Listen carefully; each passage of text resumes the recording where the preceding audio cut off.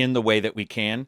Appreciate everybody showing up. You probably did not get an alert for this one, which only makes sense because why would we want to alert people that we are doing a podcast? Or make it easy for people that would be to stupid. get in? That would be completely dumb. How's everybody in the chat? I hope you're doing well. Johnny and I are going to be by ourselves today. Silver is out. We're going to be talking about, well, there's actually a lot of things that came up. Black Ops 6, the zombie mode. There was a video. Splitgate 2, more coverage. Deathbound. I want to talk about the previews and reviews and information about all of that went on.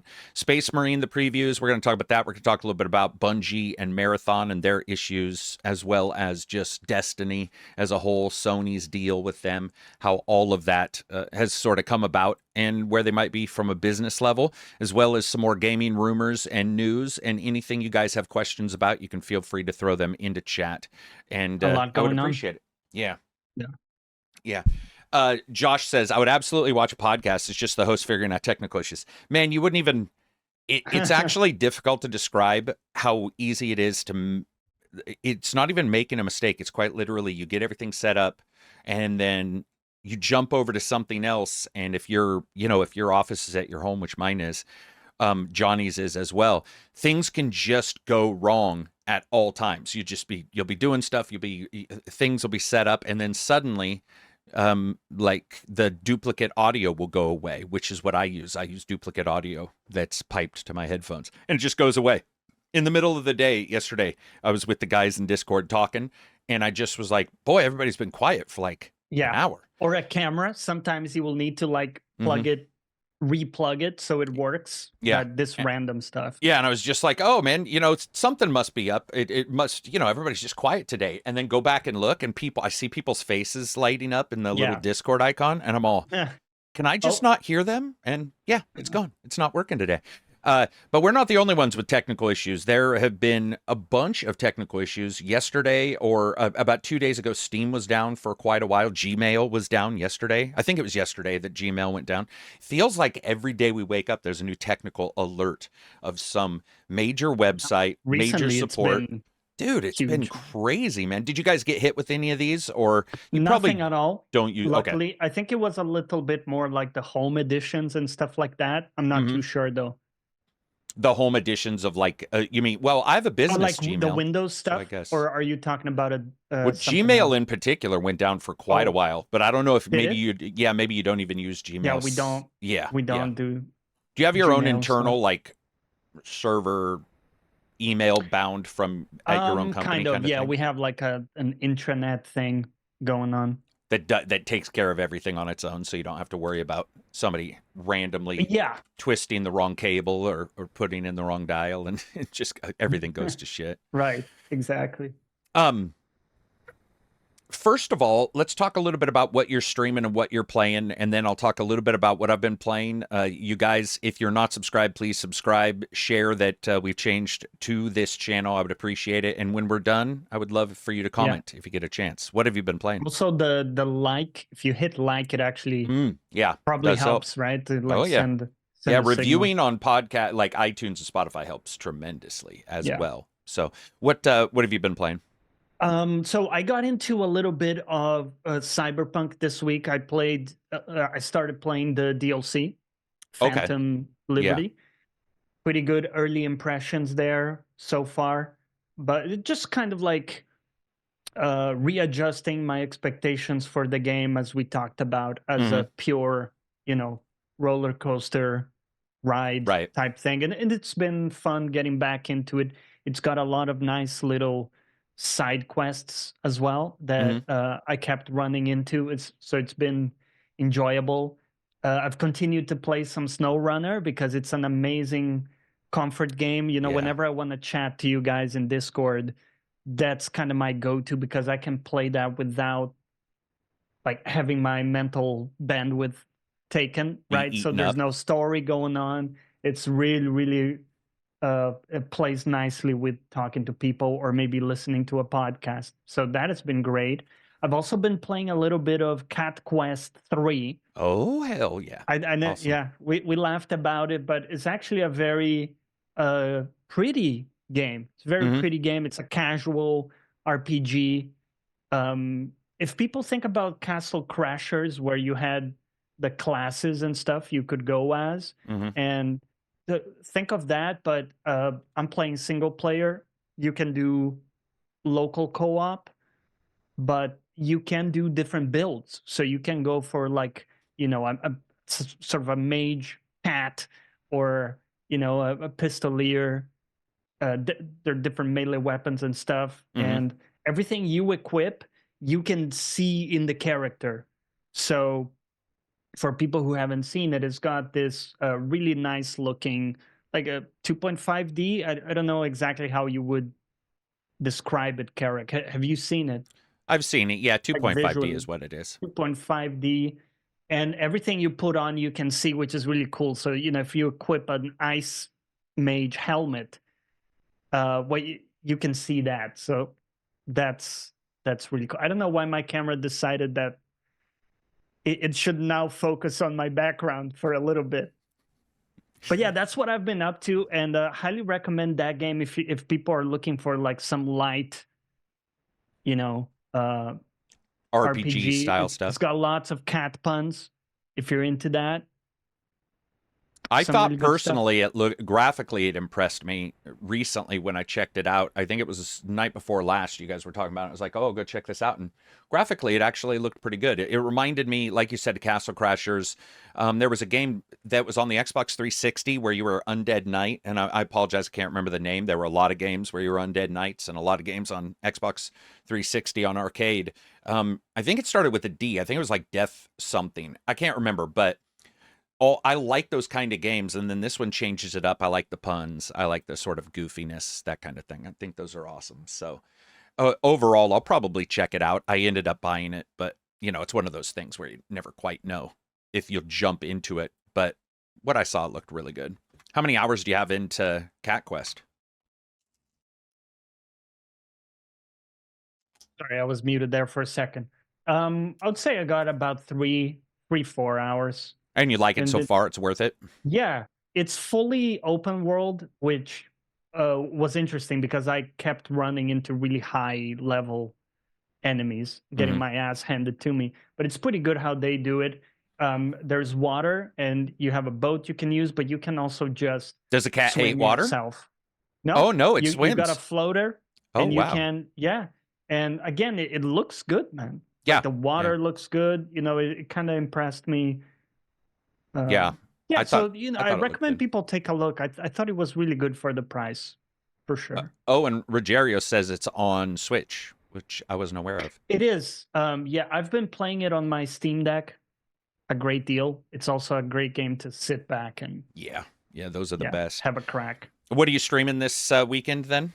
That? So I'm probably going to Phantom Liberty, because that's been pretty popular. Right. With the regular. So we'll go there, have a crack, and see what Idris Elba is up to. See what Idris Elba has to say about the world and its problems. I've been playing, Deathbound, Space Marine, 2 games that you're going to see previews from me. If you guys get a chance, make sure to check out those previews. It does help. We've tried to switch the podcast off of that channel so that channel recovers. And that's on me, really, just with how it was going. Reg wants to come on more often occasionally, and Absy can't do Fridays, but he can do Wednesdays, and all this kind of stuff was going on with the podcast. So I was like, I'm just going to wait till it fixes itself, like till we get everything but it never got situated, because that's just us. It's a bunch of people having a real life, and it's not everybody's job. So we moved it over here, and I appreciate if people still, get a chance to check out the previews and reviews. I think it was an interesting week because Deathbound looked like it had the juice. And I think that if a game doesn't do well, we have a tendency. I was joking about this yesterday. I hate the term trash, because so when it comes to review, for instance, just to break this down, you've got like your never touch, your deep sale, and your wait, and your buy. That would be awesome if it was just all waiting. There was no buy rating. But when you look at it, for me, it's always been that if a game is a buy rating, it means whatever little problems you'll run into won't overwhelmingly affect any of the things that you love. And then if it's a deep sale, or if it's a wait for a sale, it means some of the issues that you may enjoy are slightly impacted. If it's a deep sale, the things you may enjoy could be majorly impacted, but you'll still get fun out of the game. And then you go all the way to a never touch, which truly means trash. It just means it's not ready, it's not whatever. Yeah. So it's very rarely given. Broken or yeah, and Deathbound is one of those games that would be a deep sale, because Deathbound has one of the coolest ideas that I've seen, which is ignoring all the crap where you have to go back to a bonfire to switch out your class or anything like that. Instead, you have those 4 classes in the lower left. Your classes are spirits that you get around the game world. And I'm going to switch over to some video you guys can see while we do this. Now, this may not work because Johnny and I were a little late getting started, so our faces may be all weird here. They're not. Okay, good enough. We'll just do it that way. And so when you jump into this game, when you jump into Deathbound, it is the most cumbersome game of its type I think I've played in eons. It has so many things to watch. So you have this little box on the left with your 4 different essences that you've captured, and you can get more, and you switch them out. And when you put those essences in the box, they can have friendships or disagreements that they may have with another person in the box, which isn't really explained, but it is sort of like putting together 4 friends and one friend is the odd man out compared to another friend. Sort of consider it that way. And those give you bonuses or strengths.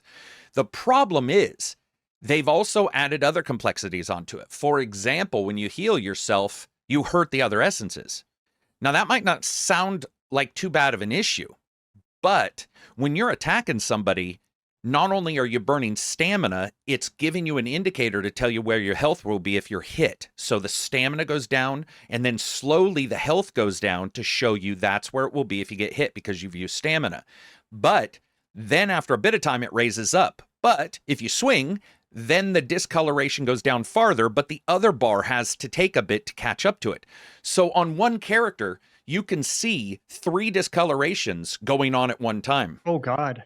Then, that's not all. Then, if you heal, you're hurting them. Then, there's other abilities that may come up in the game that can affect others as well. Then, on top of that, they're dislikes and likes. So let's say you build up a character with a good amount of dexterity, you buy a bunch of stuff for these characters, you love them, you get a new character and you like that character, you could spend a couple hours upgrading a character, throw the new essence in, and the negative overrides the work you've done on the characters up until that point. So you could be working on stuff and be like, oh, this is great, and then put a thing and it's like negative 30% stamina. And you're like, what the shit? I just spent 3 hours grinding stamina. And now to have this character class I want. So that should be gone. I don't really see how that pays off. In fact, I think I would love just the bonuses to be there and the negatives to be gone, because that's crushing, man. When you're working your way through a Dark Souls game, you get to the bottom, you find a character and you're like, man, this is great. I'm going to grab this guy. And you grab him, and then you start looking around in your little dealie and you're all, oh no. None of these really fit what I want. Then on top of all of that, as you hit and do damage, you get a sync meter. Sync is like, imagine all these essences becoming a major warrior. And you can pull off special moves as well as an ultimate sync move. The problem is, that's a different bar and tracked in a different place, which is on the bottom. So if you have a slightly bigger screen, you legitimately, no hyperbole, are doing this the entire time. Yeah. It sounds like so much to track, too. It is insane. I was talking to Fighting Cowboy after the review, and he was like, dude, he's like, I love Dark Souls. That was insane. There was just everywhere in that. Then the inventory. Normally, it's right and left on a digital pad. Maybe it's right and left bumper. Not this game. This game has you hit X to drink something, or hold X and tab a button to move to a different one. So in the middle of battle, you can accidentally hit X to drink something you don't even want to drink, which pauses everything, and if it's health, hurts the people that are not even in the game.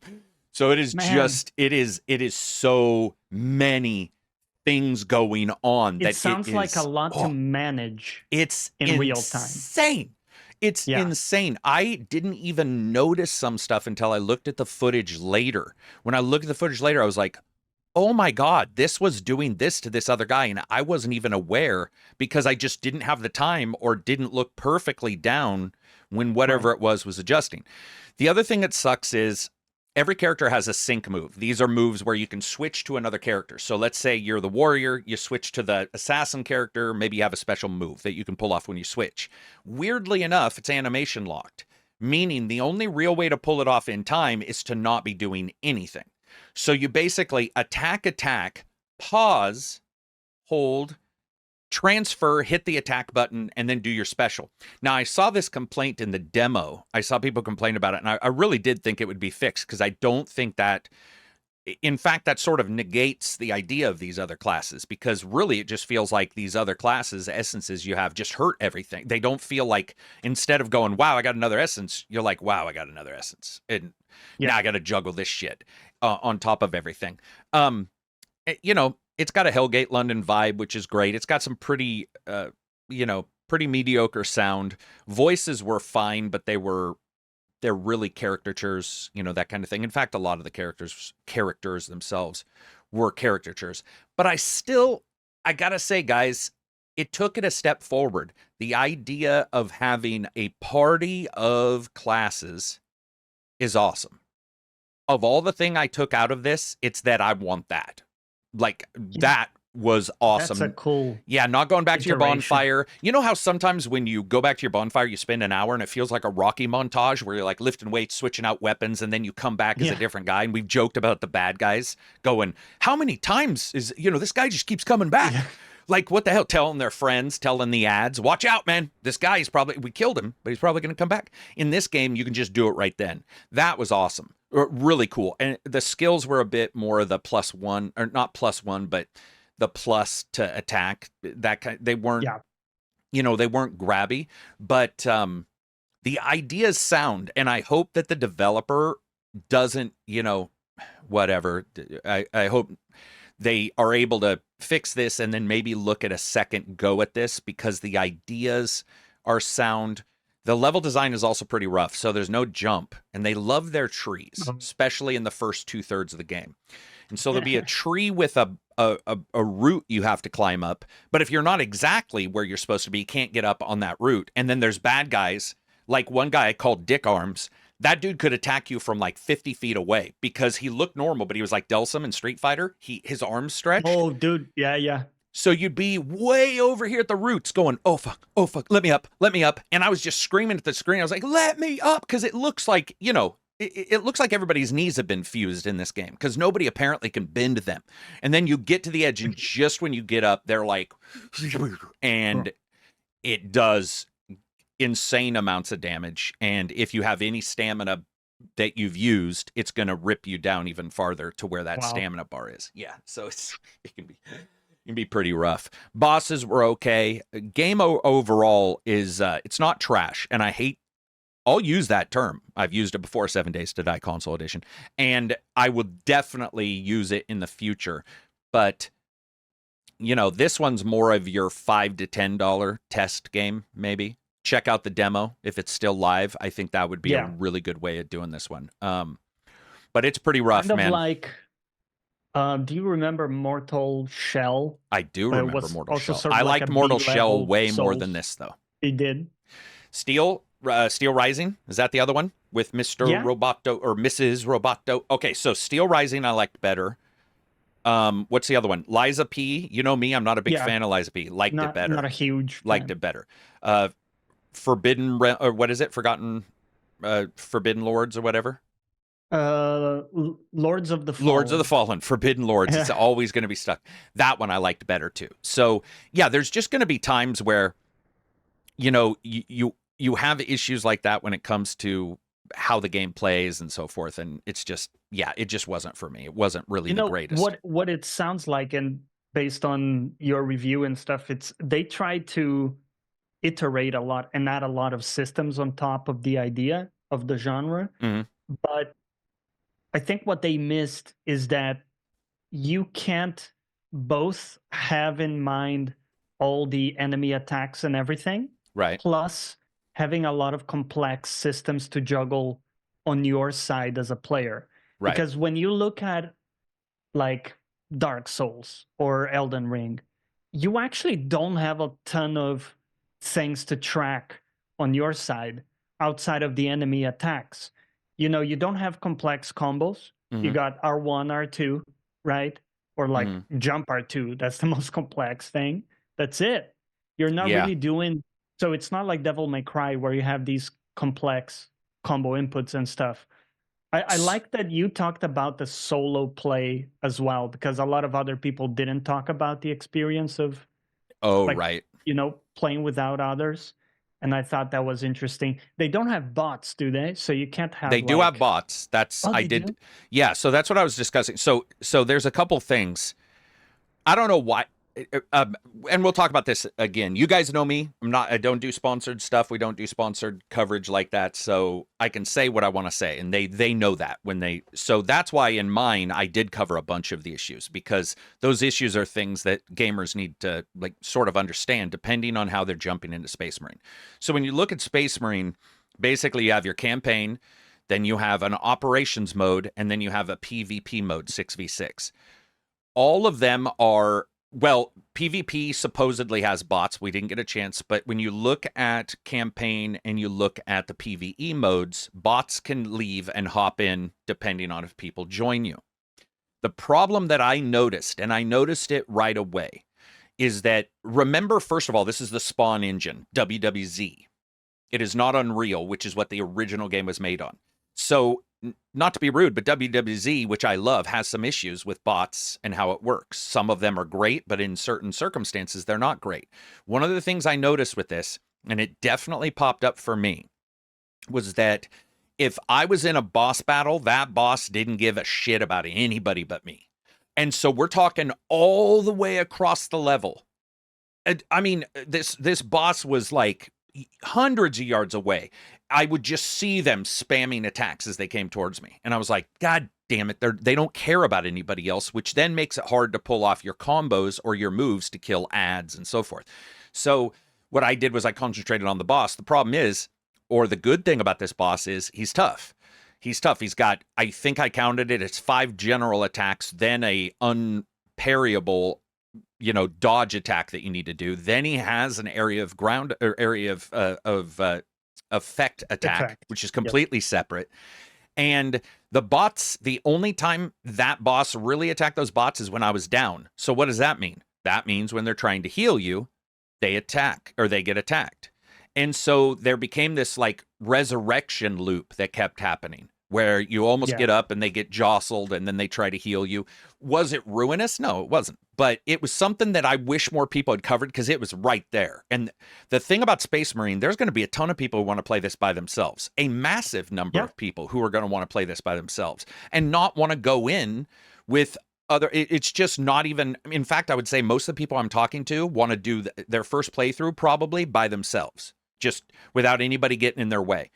That is something they need to balance. And that's why I wanted to make that clear. And I was a little disappointed, because it was like people were, oh yeah, this, that, you know, blah, blah, blah. And it's like, dude, that's a big deal, if not one of the biggest deals. The other thing I had was, neither did I. One of the things I also was bothered by was I couldn't find an option to turn off people joining. So while I was trying to capture footage, some jackass would jump into the game. And I was like, okay, that's going to be an issue, because if a person does, again, want to do it alone, they don't want a random jumping in. And I couldn't find any network adjustments that said, don't allow randoms in. The only thing I did see was crossplay was on, which was great. So I turned it off to minimize the number of people jumping in. The shooting, everything feels great. The Tyranids are coming at you. That all feels great. But I think it's really easy to look at it and see all these Tyranids and go, oh man, it looks awesome. But somebody like myself who spends an inordinate amount of time with World War Z, there is certainly an issue with World War Z and how it plays, and the zombies and the overlap here. If somebody plays World War Z a lot and then plays this, there is going to be a thought process, I think, for a lot of people where they feel like it's a little bit, like,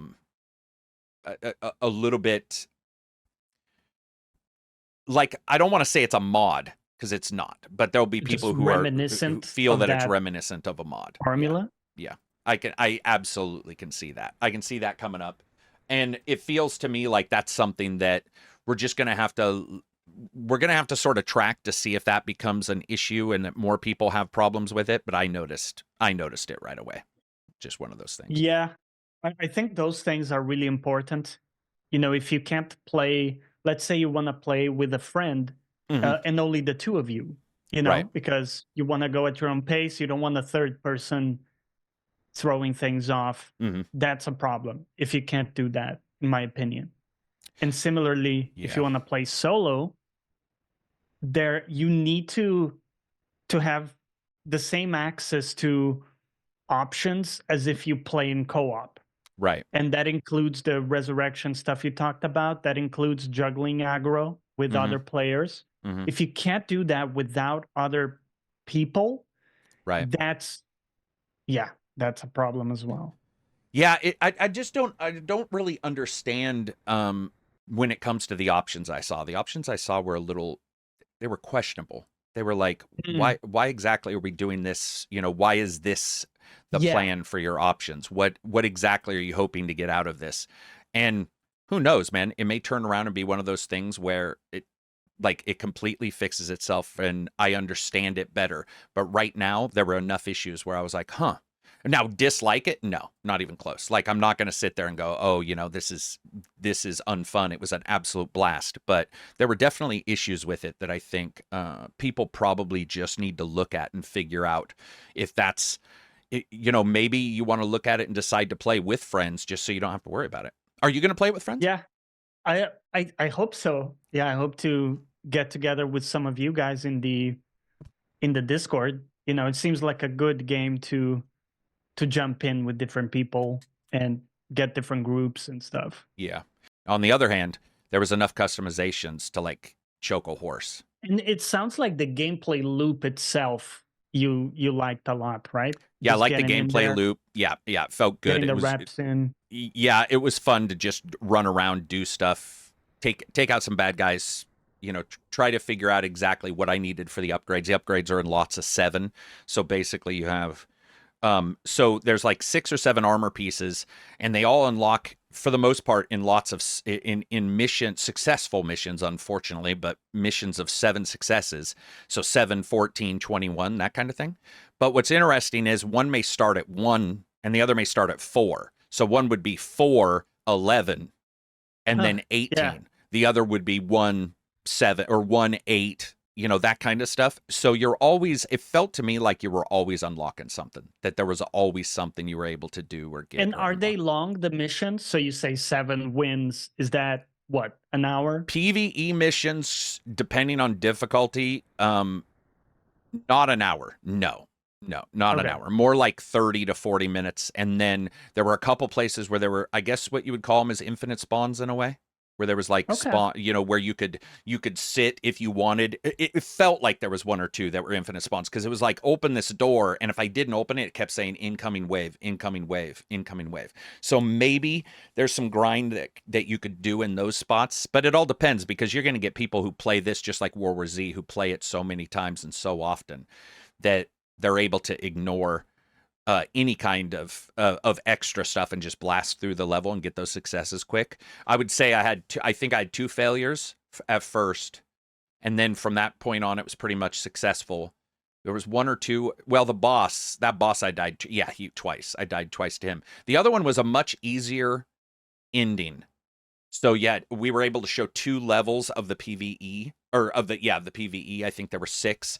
The first one, pretty simple. I felt that you could get through it pretty easily. The second one with that boss, that was a little bit more rough because by the time you got to him, you might be a little beat up, and then and then just he's huge and he apparently hates you, just you and no one else. Yeah, it was really odd. Yeah, but graphically, man, there's so many chapters to unlock, so many weapons to unlock, relics, colors, all kinds of stuff. So there's always are there things skills that you can get. And stuff, like a skill tree or something, or is it more around the weapons? Yep, there's skill trees. There's skill trees, yeah. And the skill trees are done in a way where one is unlocked every single level for every single class, but they don't have to be bought. They're just unlocked. So their availability is unlocked, which is nice because a couple skills I don't want.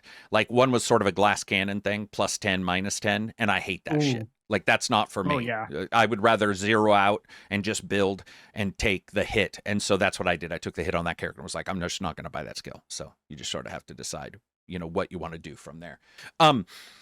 I would say that it's got enough unlocks and stuff like that to keep pretty much anybody busy, but it is a bit like World War Z in the fact that I could see some people playing through it a couple times and then, you'll die out on the grind. Like, you might just decide, like, why grind it? I'm not gonna worry about that kind of thing. So it all depends on how it goes. It depends on what exactly somebody wants to do with that. But overall, it's been highly enjoyable. You know what I can do? I can actually stop the stream if you want, and we can, because I'm recording, and then we can just upload this. Record it. Yeah, guys, it says it's fine on my end if you can hear me, but it is definitely not fine on YouTube's end, and it just says that it's not getting any data at all now, even though apparently it is. So I'm just going to drop this, and we'll post it at the very end. No big deal. But yeah, so I would say overall, to me, it feels like a game that people are going to enjoy, but it just may not be for everybody when it comes to the grind. It just depends. And the difficulty goes up in scales. So like your normal is level 1 through 5, meaning it sort of says we suggest your level 1 through 5 here. And then it's like second one, I think, is 6 to 10, and then 10 to 15. It does that kind of thing. I did try a higher difficulty, and it was ridiculously hard when I wasn't the right level. Yeah. There was a spawn when I went to the hardest that was infinitesimally more difficult than I expected. It was just all absolute badasses that just did not care. They ruined me. It was the bone sword carrying Tyranids, and there were a ton of them. It went from like some ads and 1 or 2 of those to just those guys and a bunch of them, and I just got smoked. Like it was ridiculous. Not even close to doable for me at that time. Did you see any coverage you had questions about for that game in particular, or any questions about it that you had? I think I was trying to compare it mentally to something like Helldivers, where people go in and they, just endlessly play the game. A lot of people do. Does it feel that replayable to you? I would say it feels replayable to me because I like Space Marines, and it feels like they're going to add a bunch. I feel like some people may end up feeling towards this like they felt towards, towards World War Z, because it does. I mean, it is built on that engine, so the movement and everything feels familiar. If you've done WWZ, feels very familiar in that way. So yeah, overall still enjoyable, great graphic. Well, yeah, really good graphics. It ran really well, ran better in the stream. Like it was running with all those enemies on screen. It was well over 100 FPS almost the entire time. Now this is a 4090, but the reason why I mention that is because, to me at least, that indicates a very high level that I can pretty easily pare down and look at what cards will do what, and what settings and how they'll be able to run with particular cards. And I don't see any issue there with like people, being able to play it. They got huge like numbers of enemies on screen, right? Just like World War Z. Like you said, it's the same engine. So they're doing that similar thing, which is really cool. The only similar thing that I think some people are going to be sort of shocked about is so in World War Z, zombies will go against a wall and then they'll climb up the wall.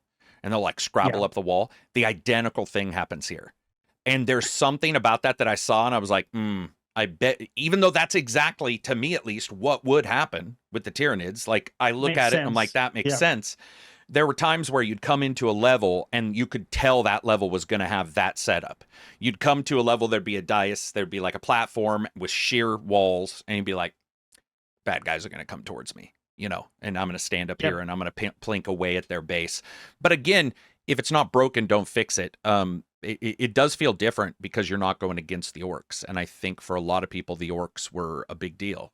To a lot of people, the orcs were like the special part, the thing that they loved the most was. And so switching out away from orcs might cause some people to have a little bit of culture shock in a way, because the original played even at its busiest, played with some finesse. This one is not about finesse. It's much more about going absolutely balls out, smashing people, and just going incredibly hard on everything that you do in the game.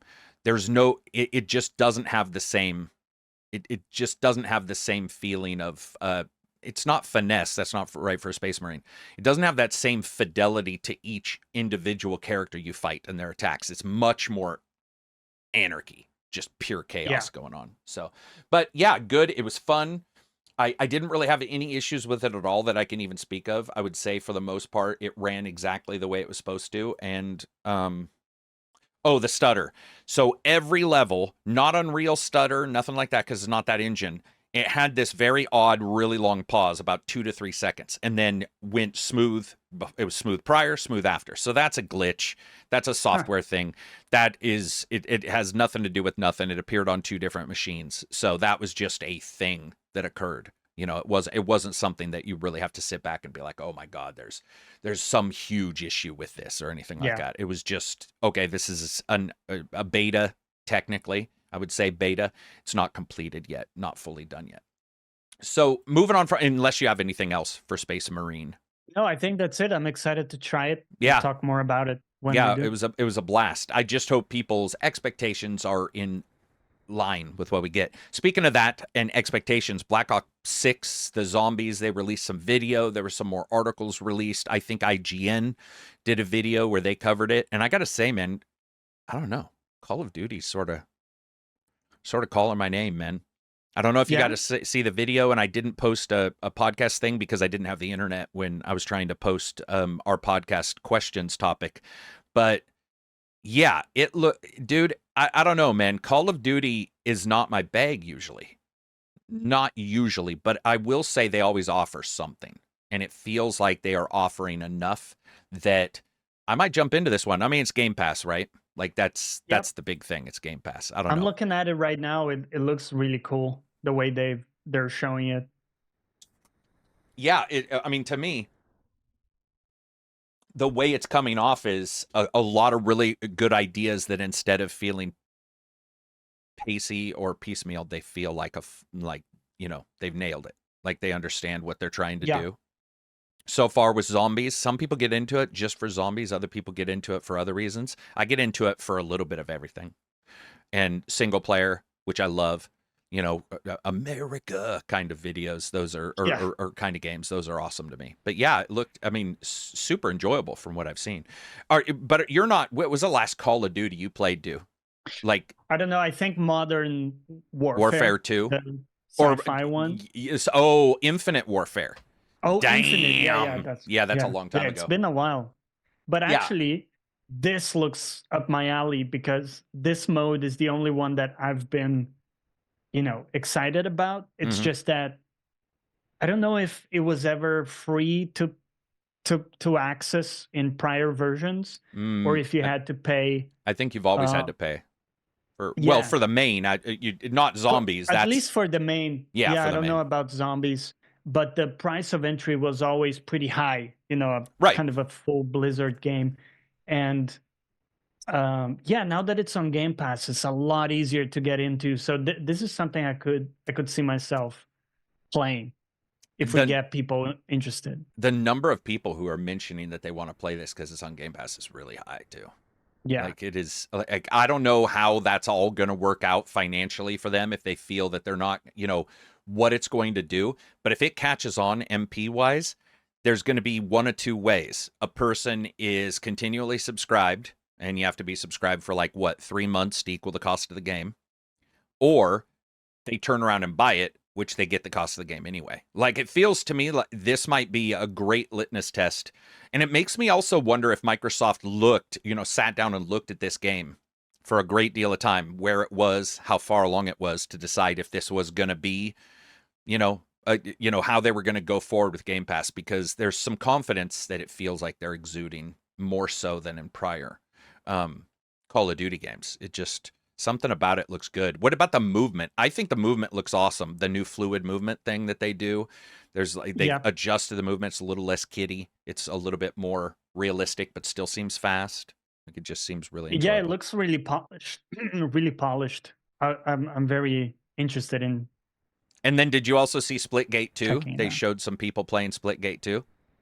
Ooh, no. So Oh, let me take did a you look. ever check out Splitgate? No. Dude, Splitgate, I think it was Azerlin, myself, Takedown. Maybe at that time it was Abzy or Reg. Splitgate was the game where Okay. you could put portals up and jump through your own portals like Portal, but Yeah. you could do it yourself. Gotcha. And it looks like they basically said, okay, one was a test. We did okay with it, but we want to blow this out of the water. So they've got factions in Splitgate too. It looks phenomenal from what I've seen. And it plays Kind of like a Halo with portals. yeah, Type. but it plays way closer to Unreal Tournament, like the ones I used to Oh, talk about all the time. It feels like yeah. it sort of nailed it. Fast. Yeah. I know And you're not necessarily a big shooter fan, but to me it just, it looks yeah, no, super it exciting. is cool. I haven't gotten into a lot of these games, but I'm always excited to try new ones. Do you do shooters with controller or do you do shooters with I've mouse and always done keyboard? mouse. Yeah, Yeah, best way to for do it this for type of somebody who's thing. just going to jump in. Keyboard can feel pretty rough, especially if you're new and you jump in. It can feel even more rough. How's the keyboard support for the Final Fantasy MMO? I don't know, honestly. I've never tried it with oh wait, keyboard, you Sorry, I mean meant to like say gamepad. You were thinking correct. I meant to say gamepad. okay. I know it's very good, but I haven't tried it myself. Gotcha. You've all Yeah. done keyboard on that one the entire time? Yep, just keyboard. I'm loving seeing more and more games they're trying to figure out how to get even the complex ones on, gamepad in some Yeah. way. Yeah, we've seen some ideas like the wheel in Baldur's Gate, where you could customize it. Mm-hmm. I think that's sort of the right direction. I want to see it. So you can customize it, because some stuff you're going to use all the time and others are every blue moon, right? I also So I love think that makes sense. with the dials. It just you can see it. It's right there. It feels like I feel like Baldur's Gate did a really good job with that. I actually enjoyed my time with gamepad on Baldur's Gate. I thought it worked Yeah, out really I well. think their HUD it needs a bit of iterating on. Yeah. It's a bit busy. It's a bit hard to parse. Yeah. But yeah, once you get the hang of everything, is great. Moving on from there, what else do we got? We have I had one question for you though go for it. about Call of Duty. Do you do you have any read on how well it's doing compared to others? So this is the first Game Pass Call of Duty. I'm curious, Like what pre-orders the and stuff? reception has been. Yeah, do you know any numbers or any is it popular? Is it doing well? I mean, SEO and like hype factor, it's high. So, Okay. but all Call of Duties, it feels like all Call of Duties have that inborn into their very nature to be hyped. And then they come and they get either, celebrated as like, hey, this is great, or just trashed. So just, something about it people don't like. But this one looks pretty status quo. I haven't really seen any, but I haven't checked. Like, I haven't sat there and really run numbers and like dived in to see. I think the most I've heard is the zombies stuff. That's And what I've heard been most hearing stuff. it Yeah. now, like quite a bit of excitement about that. Yeah, definitely.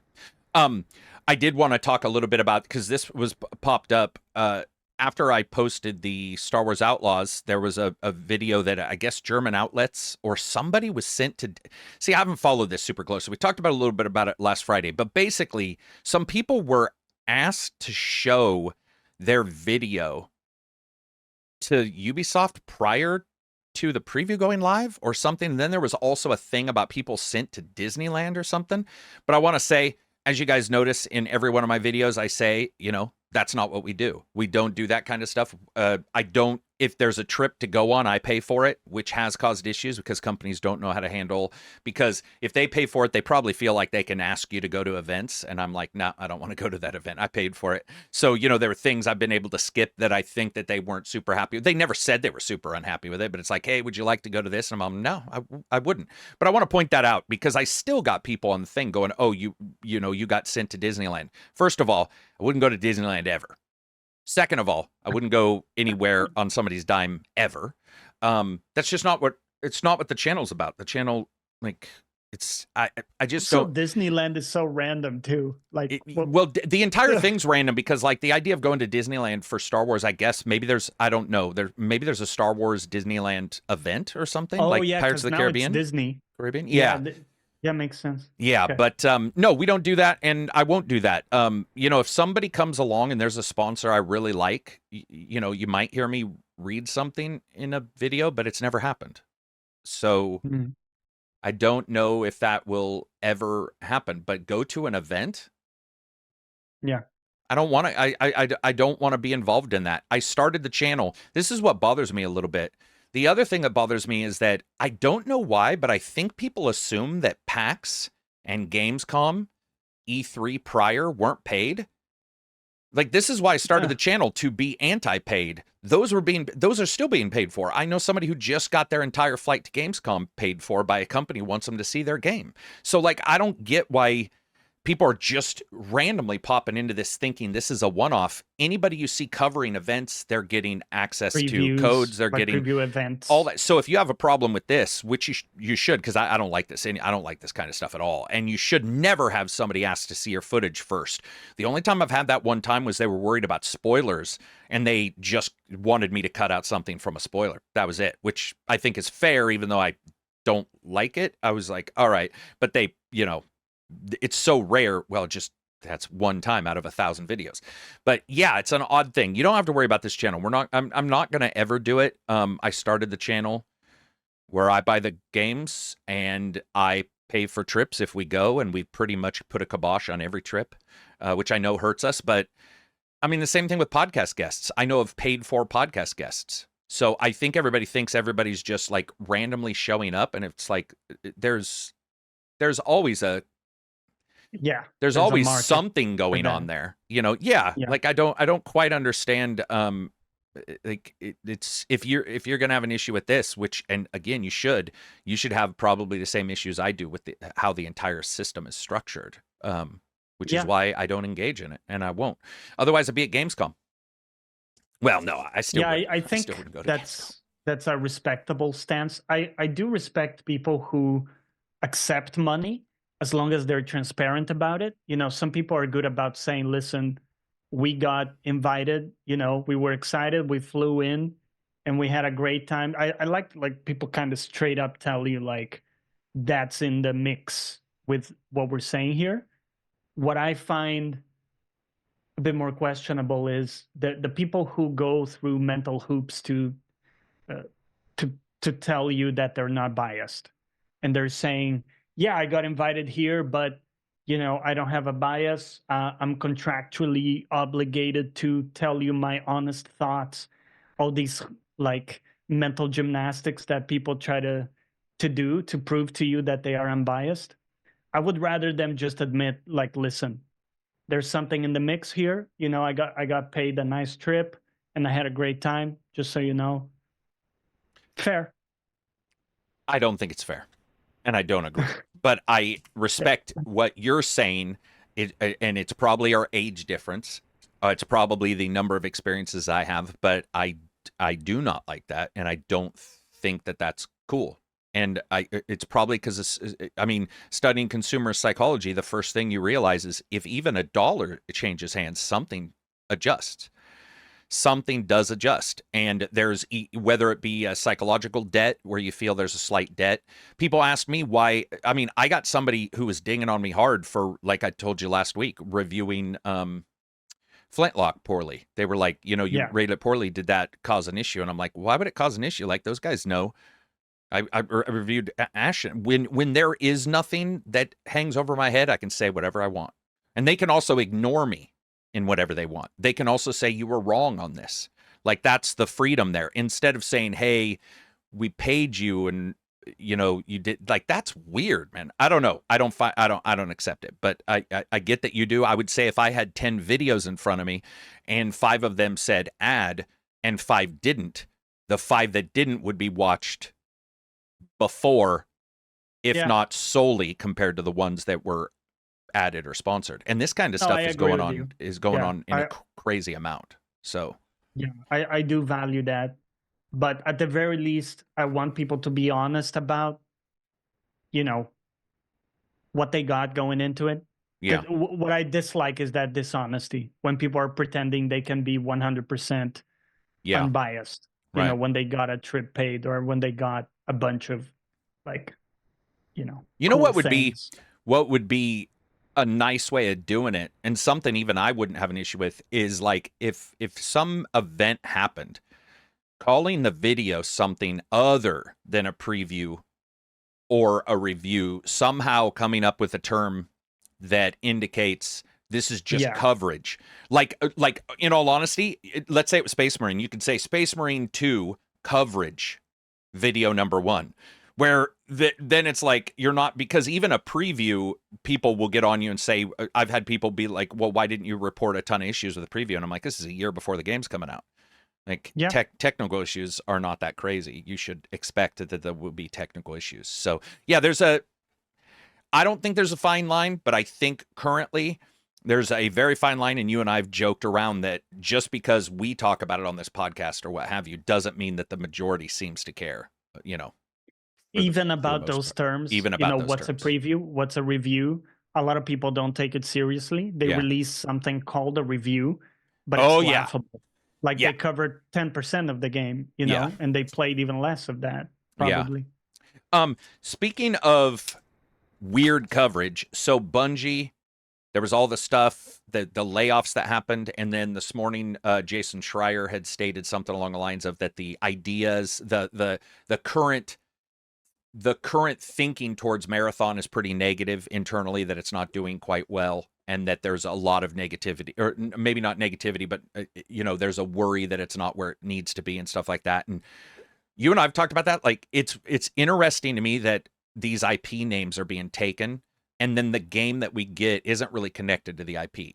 You could go so far back as Prey and say that, well, why was it called Prey when it wasn't? Okay, but when I played the game, I was like, there is some prey involved, like whether it be the the Typhons and them after you or what have you. But if you call something Halo and then there's no Halo in it, at some point you're like, why are we using this IP? And I think with Marathon, it felt to me like no one knew what Marathon should even be. It's like, oh, we're making a Marathon game, and then you have people go and check it out, and they're like, this game it's not Marathon, it's not Halo, it's not anything, it's a completely different thing. And it's like, well, then why call it Marathon other than the IP name, which is... I think that even for something like Assassin's Creed that saw before and after, Origins, right? Very, very different type of game, gone full like RPG versus the more action based.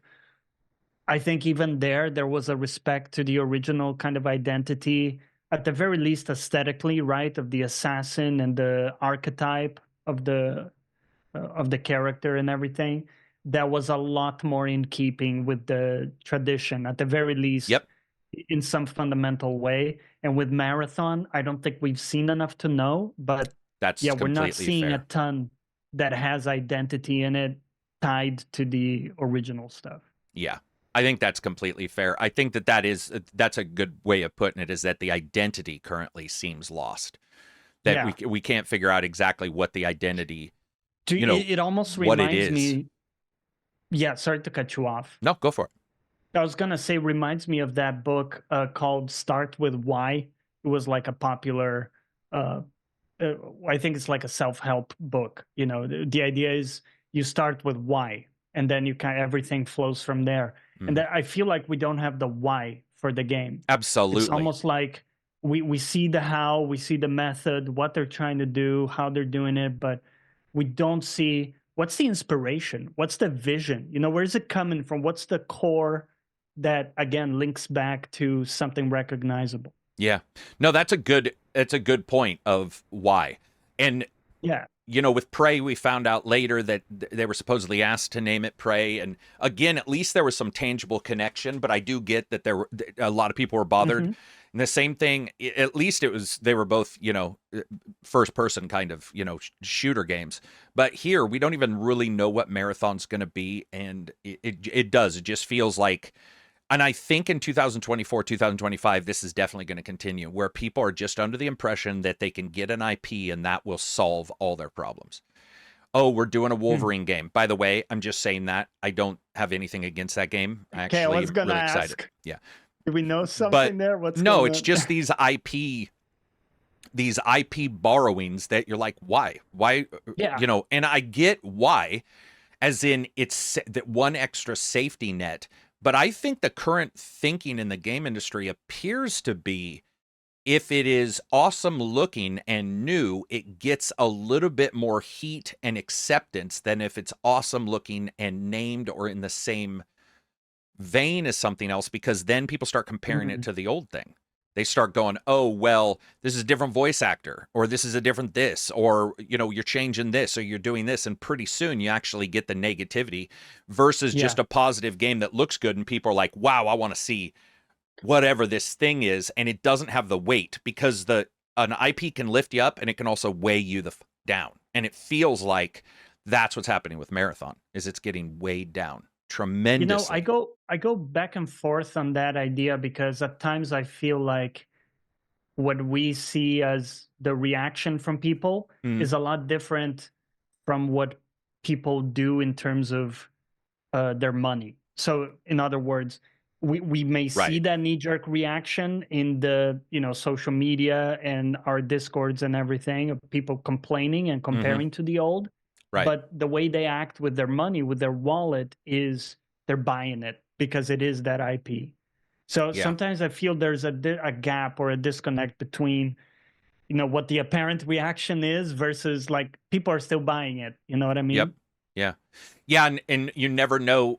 I mean, we've seen it, and you've seen it in your Discord. I've seen it in mine. The same thing can happen where somebody will say, oh, I don't like the idea of this game. And then 2 days later, you see them on Steam Friends playing the game, and you're all, that happened. I don't know if you remember and I think this might have turned out to be untrue, but it's certainly true in its spirit.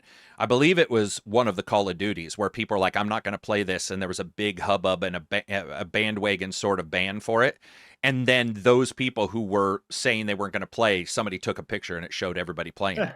And you're like, and by the way, you can ignore that if that one turned out to be true, because I feel like that one was sort of kiboshed.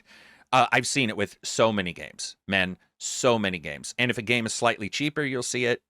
I mean, on the other hand, too, I go to a meal and I might not like the main course, but I might like the sides. I might go back to that place just for the sides. So maybe there's something to be said about the gray area of acceptance versus bitching, where the bitching happens, but then the acceptance at some point is like, well, outweighs this is all I've got. Like, if everybody's playing it and I want to play with everybody else and I like some parts of it, I guess I'll, you know, I guess I'll, you know, sort of bite the bullet on that one.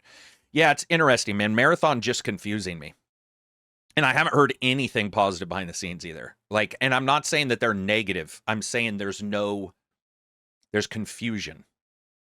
There's sort of this almost meandering idea of even what they're trying to do, and a confusion there internally too. There's a confusion. So, and that seems to be mimicked by what we saw with, you know, like what they did, the Destiny guys, you know, a bunch of the high-end Destiny guys left. They have now integrated a bunch of people into Sony.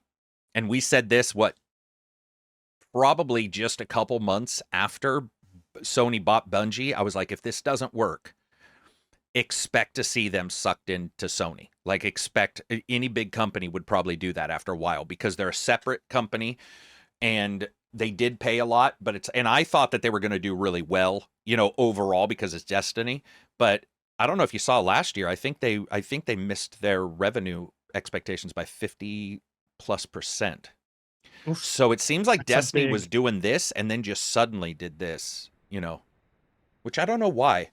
Like, I don't follow Destiny enough, and you don't play Destiny at all, right? I mean, no, but that surprises me to hear, because I thought the reception was pretty good to the last. It was DLC. Actually, that was one of the things that shocked me, is the reception was great to the last DLC, but I think a lot of people were burned from prior DLCs. And then when I was talking to a Moodski in our Discord, who plays all the time, or used to, even he on the new one was like, okay, yeah, it is good, but that's about it. Like, it's good, and then the core problems with Destiny haven't been repaired, you know.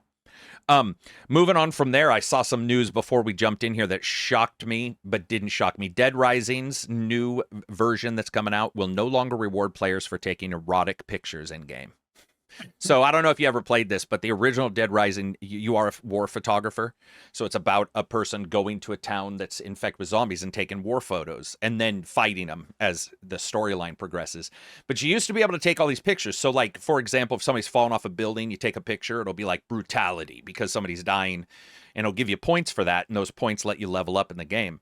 And you used to be able to take pictures of the women in like where they were standing, and it'd be like erotica. You know, it would give you the little erotica, but it's been removed. Were they naked or something? Never or naked. just... No. Okay. No, it's a Capcom Resident Evil Light kind of thing. So some of the women are really vamped up, you know. A bit curvy. You don't get the 8-foot vampire mama or anything, but you get that, like, one of the first characters you see in the first game is a pretty vamped up look. I mean, like, definitely high level hotness character, and I'm sure a lot of people are taking pictures of her butt. I'm just off the top of my head, I'm just assuming. And makes sense. I thought it was funny. The idea of it being removed was a little weird, but not weird. You know, they adjusted the butt camera in Mass Effect when they were, you know, in one of the cutscenes. Yes. So Capcom doesn't seem like that kind of company. I felt that, but a game mode where you're just taking pictures, or not a game mode, but in a game where a majority of your side events is taking pictures, I could see them removing it just to be like, you know, in the current day and status. I don't like it, but I also didn't play it. But I also find it like you could have left it in with no issue, especially because they're only announcing it now. This has been announced as coming for a while. There's been previews of it. So to just now say you can't do it was a little weird, because it's like, oh, that's interesting. You didn't announce that when it first came out. It is pretty strange. In a lot of their games, they have like they're vamped skimpy up. Oh yeah, women. You know, like Monster Hunter World, the handler is always like, right? Yep. Well, didn't even Dark Souls technically wasn't one of the characters in your camp Elden Ring? One of the characters in your camp in Elden Ring is pretty sporty, isn't she? Like an anime looking. I feel like one of the characters in Elden Ring, one of the characters at your base.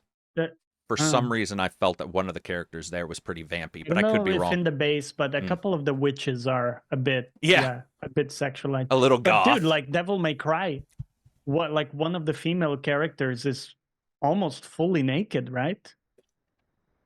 Yeah, we're definitely getting into that weird time where the choices that are made are going to seem arbitrary for some, and they're going to seem on purpose in a bad way for others, and they're going to seem on purpose in a good way for others, which means no one will agree. No one's going to agree. Yeah. Like, it's just not going to happen. If you remove, they're going to have to balance the game differently, because those pictures leveled you up, and now you can't take those pictures. So now they got to figure out, do brutalities pay a little bit more? There was a whole strat, like chasing around butts to get extra points. Well, I mean, there is, like, you could, so for example, in the game, you have a lot of escort missions, and you could purposely leave a person out to get killed and take pictures of them dying and get a bunch of brutality, photo points, stuff like that. Yeah. So there was, at the very least, you are removing an element that had some element there. Yeah, that had some skill points that you could get out of it. Are you going to do Dead Rising's remake? Or remaster, or whatever it's called? I don't know, honestly. I really need to look into some reviews, get better info on it. I think you would like it because it's so sandboxy. Okay, yeah. I mean, I could see that. I feel like you would love the stupid shit. You're like putting barrels over zombies' heads and kicking soccer balls into their faces. Yeah, that type of creative stuff is fun. Yeah. What else do we got here? Let's see. We talked about that. Black Myth Wukong's got some new stuff that's come out, some new trailers and previews, still looking good. Yeah. That's coming I like next. The trailer. What? I'm excited. Next week or the starting of the week after next that's coming. And then Game Informer shut down. Yeah, I think it's a couple weeks. Yeah, it's a couple weeks. And then Game Informer shut down out of the blue, man. Yeah. I think we talked about it a bit last week. The full operation is shut down, right? Both the website, everything. Online. Not only that, they did one of the better games coming in the year they would break them down by List. month. Yeah. Yeah, they did great lists, and wishing them all the best. I was sort of surprised, and this may just show my lack of knowledge, but I was sort of surprised that, everything, because people said in last week's chat that they shut the website down, and I was like, that seems odd. They just shut everything down, but they did. They nuked it.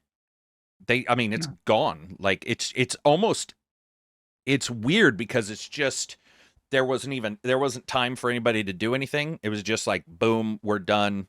And as somebody who's had to fire people from jobs that were going away, sometimes you do the firing on the floor is what it's called, where you're like, everybody's let go, walk to the exits, we're going to pack up your desk, right? And then you also have the meandering one. It's like, we have a week. Here's one thing I was wondering about, though, Johnny. Do you think it's possible, because they were covering current games and stuff, that they just didn't want leaks or that data going to other websites?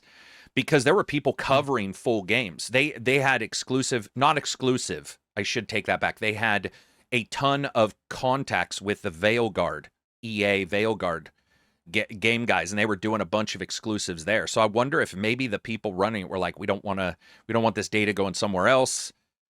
I don't know. It seems odd, and I haven't heard much about it. Have you ever been involved in a firing like that? Well, what we do in my company is that if we find out that you're leaving the company for a competitor, you're getting fired on the spot, and like, right, it's not even take your shit. We're getting your shit for you. Yeah. You're getting out of the building before you have the chance to even pee in the, just in case, right? Right. Yeah. And if people don't understand, this is so that you don't have a chance to potentially like take data to competitors, do anything in terms of that.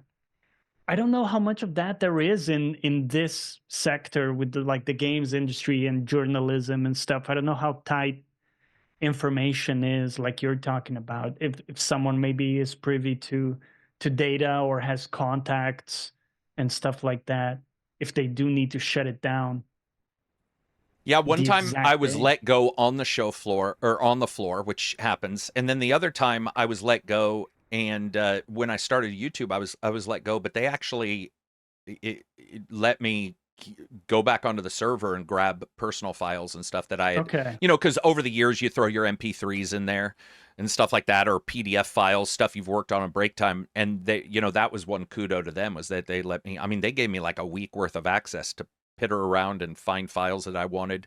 I'm sure if they were stupid, they weren't watching. I'm sure they were watching to verify I wasn't going anywhere I wasn't supposed to, but I just, I went and grabbed PDF files or shit that I, had for years, because I worked there for like 9 years. So, it was, but yeah, I've definitely been involved in the jobs where they're like, hey, can we talk to all you guys? And I've had to do it where, you're just like, okay, the contract got shut down or whatever, everybody has to go, and we're going to wrap up whatever's in any of your drawers in boxes, and you hire a moving company to go in, pack up everything on their desk, and then, Jesus. Yeah. Yeah, it sucks. I don't know if the gaming industry is that way, but I think the gaming industry and then Game Informer, which was run by GameStop, is different. I'm assuming they're different because it's run by a retailer, and it's a whole, it's a whole different ball game. But it sucks for them, man. I'm sure they're going to end up landing on their feet somewhere, and then hopefully that somewhere works out, because as we're seeing with games, man, I think in the last 3 days I've seen like 2 other companies shut down. Like, it's been rough, man. Wow. Just people melting, just entire development groups going away and disappearing. It seems like every day. Is there any websites you go to for game news? I go to a few whenever we're looking at stuff for the podcast. Right. I do VG 24/7. Yeah. Video Game Chronicle, PC Gamer, Gematsu. So I have kind of a few I go to like that. Eurogamer sometimes. Yep. Yeah. I used to go to Polygon, not so much anymore. Do you have any others that are really good? Feedly is my favorite because Feedly lets you grab every Oh, website they and it aggregates aggregate? it. And it only gives you a summary, so you still have to click on the way. I mean, for me at least, it's not removing even a single view because it's just as if you go to their website and look at their preview. I mean, They're the I guess you could middleman. say that because you're not there and they want to run an ad, it does take that, so that's unfortunate. But I use Feedly because I'm able to give it GameStop, Game Informer at the time, Games VG 247 or whatever the fuck that one's called. It's a weird name. Yeah. And all those, and then look and identify what I want to read, and then right click and say go to website, go to website, go to website. It does definitely help because I don't use Twitter. I don't use any of that kind of stuff because usually those are cultivated from particular groups, and if you click on it and it's an outrage thing, then your Twitter is going to be filled with it. So I have a very good algorithm right now on my Twitter page, and I'm not going to ruin it for a bit of video game news. In fact, I feel like if there's any algorithm in the entire world that's working well, it's my personal algorithm for Twitter. It just keeps the outrage. Yeah, I mean, we've joked around about it in the group where I'll go to my page and say, here's what's trending or here's what I'm seeing. They're seeing something completely else. Mine's like, hey, people are really enjoying this game or there's this game. And they're like, you can't remove the underwear from this character in an anime game. How dare they? And I'm all, damn, I'm not seeing that. I will look at it, but I don't want to see it on my Twitter. Is that because you pretty aggressively like unfollow or follow specific? Probably. And then I think that this is good for everybody. I don't use it much. I've really stepped away from all social media when it comes to looking at it for data. I look at it for finding out what gamers are talking about, and like that's fine. But if I see something from like, what do they use? Grok or whatever? Gronk? Isn't that what the Grok. Yeah. So Grok is one of the worst things I've seen. Well, and this is bad everywhere, but it will legitimately on purpose give you both sides of every story as if there's always two sides to every story, and there aren't. So it'll say, some gamers really love Resident Evil 22. Some gamers really dislike it. Here's what some gamers like. And I get that it's a summary, but to me, it's almost asking for a certain type of reaction. So I don't use Twitter. If somebody tweets me, I still see it, but for the most part, I stay away from that. I stay away from Facebook. I put the podcast stuff on there, and I'm sure it hurts. It probably always has hurt the channel, but I also love to use Twitter to just poke at people or poke at situations and play fun. And so therefore it's, there's a lot of times where I'm sure it's like when people, other than reviews and stuff, if they know I'm just poking fun. So they're probably not going to me for the newest leak or whatever. I mean, well, admittedly, I've leaked on there, but you know what I mean. I try to steer clear of it. Yeah, like for example, I posted no more erotica photos in Dead Rising Deluxe Remastered. I will miss a feature that I actually never used but love laughing about.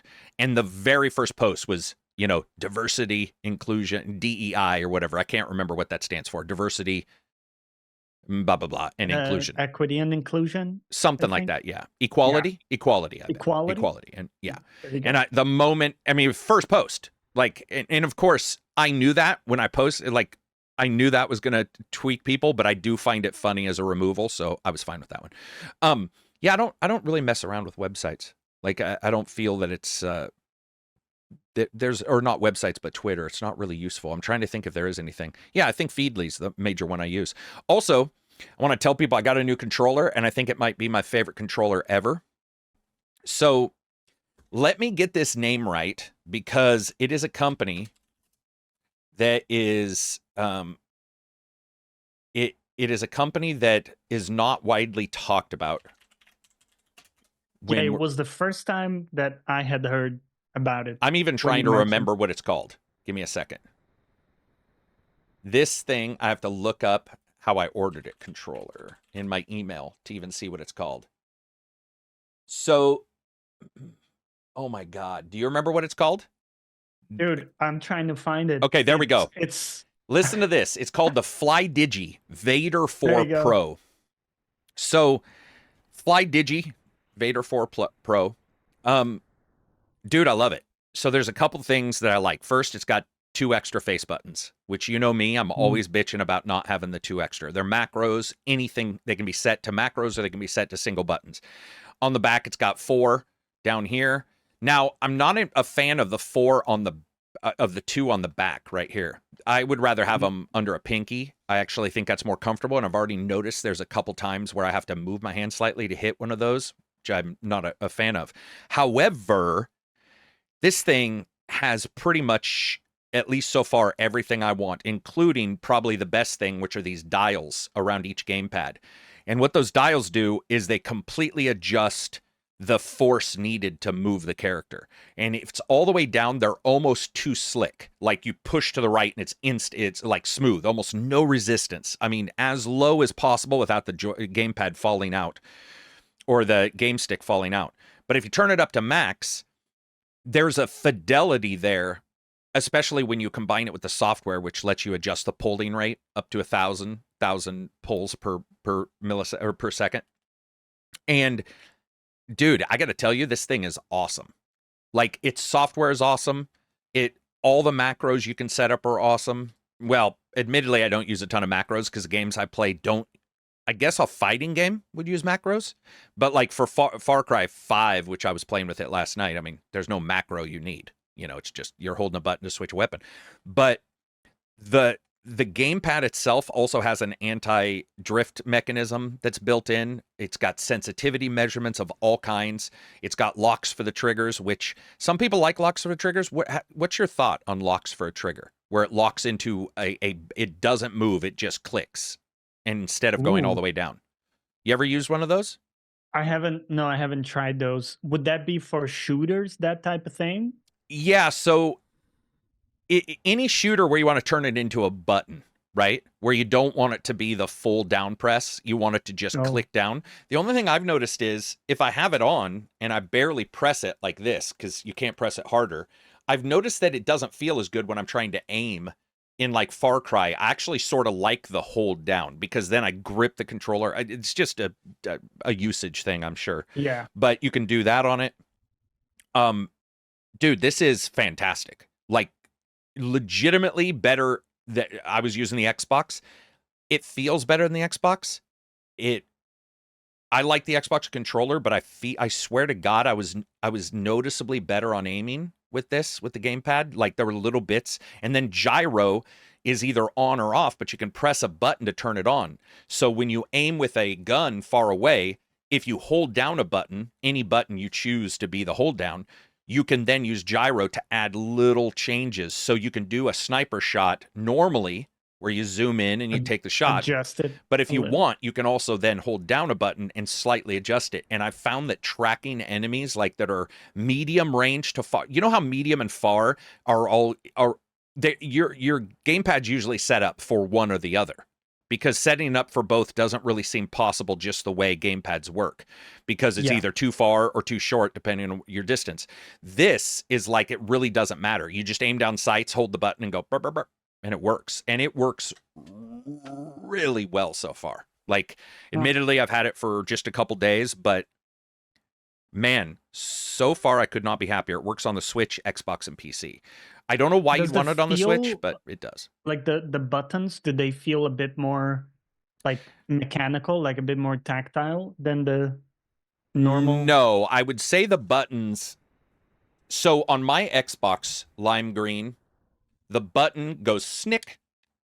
It snicks in almost like that, because I believe this one's a membrane. So even though it's mechanical, there's still a bit of resistance, then it pops.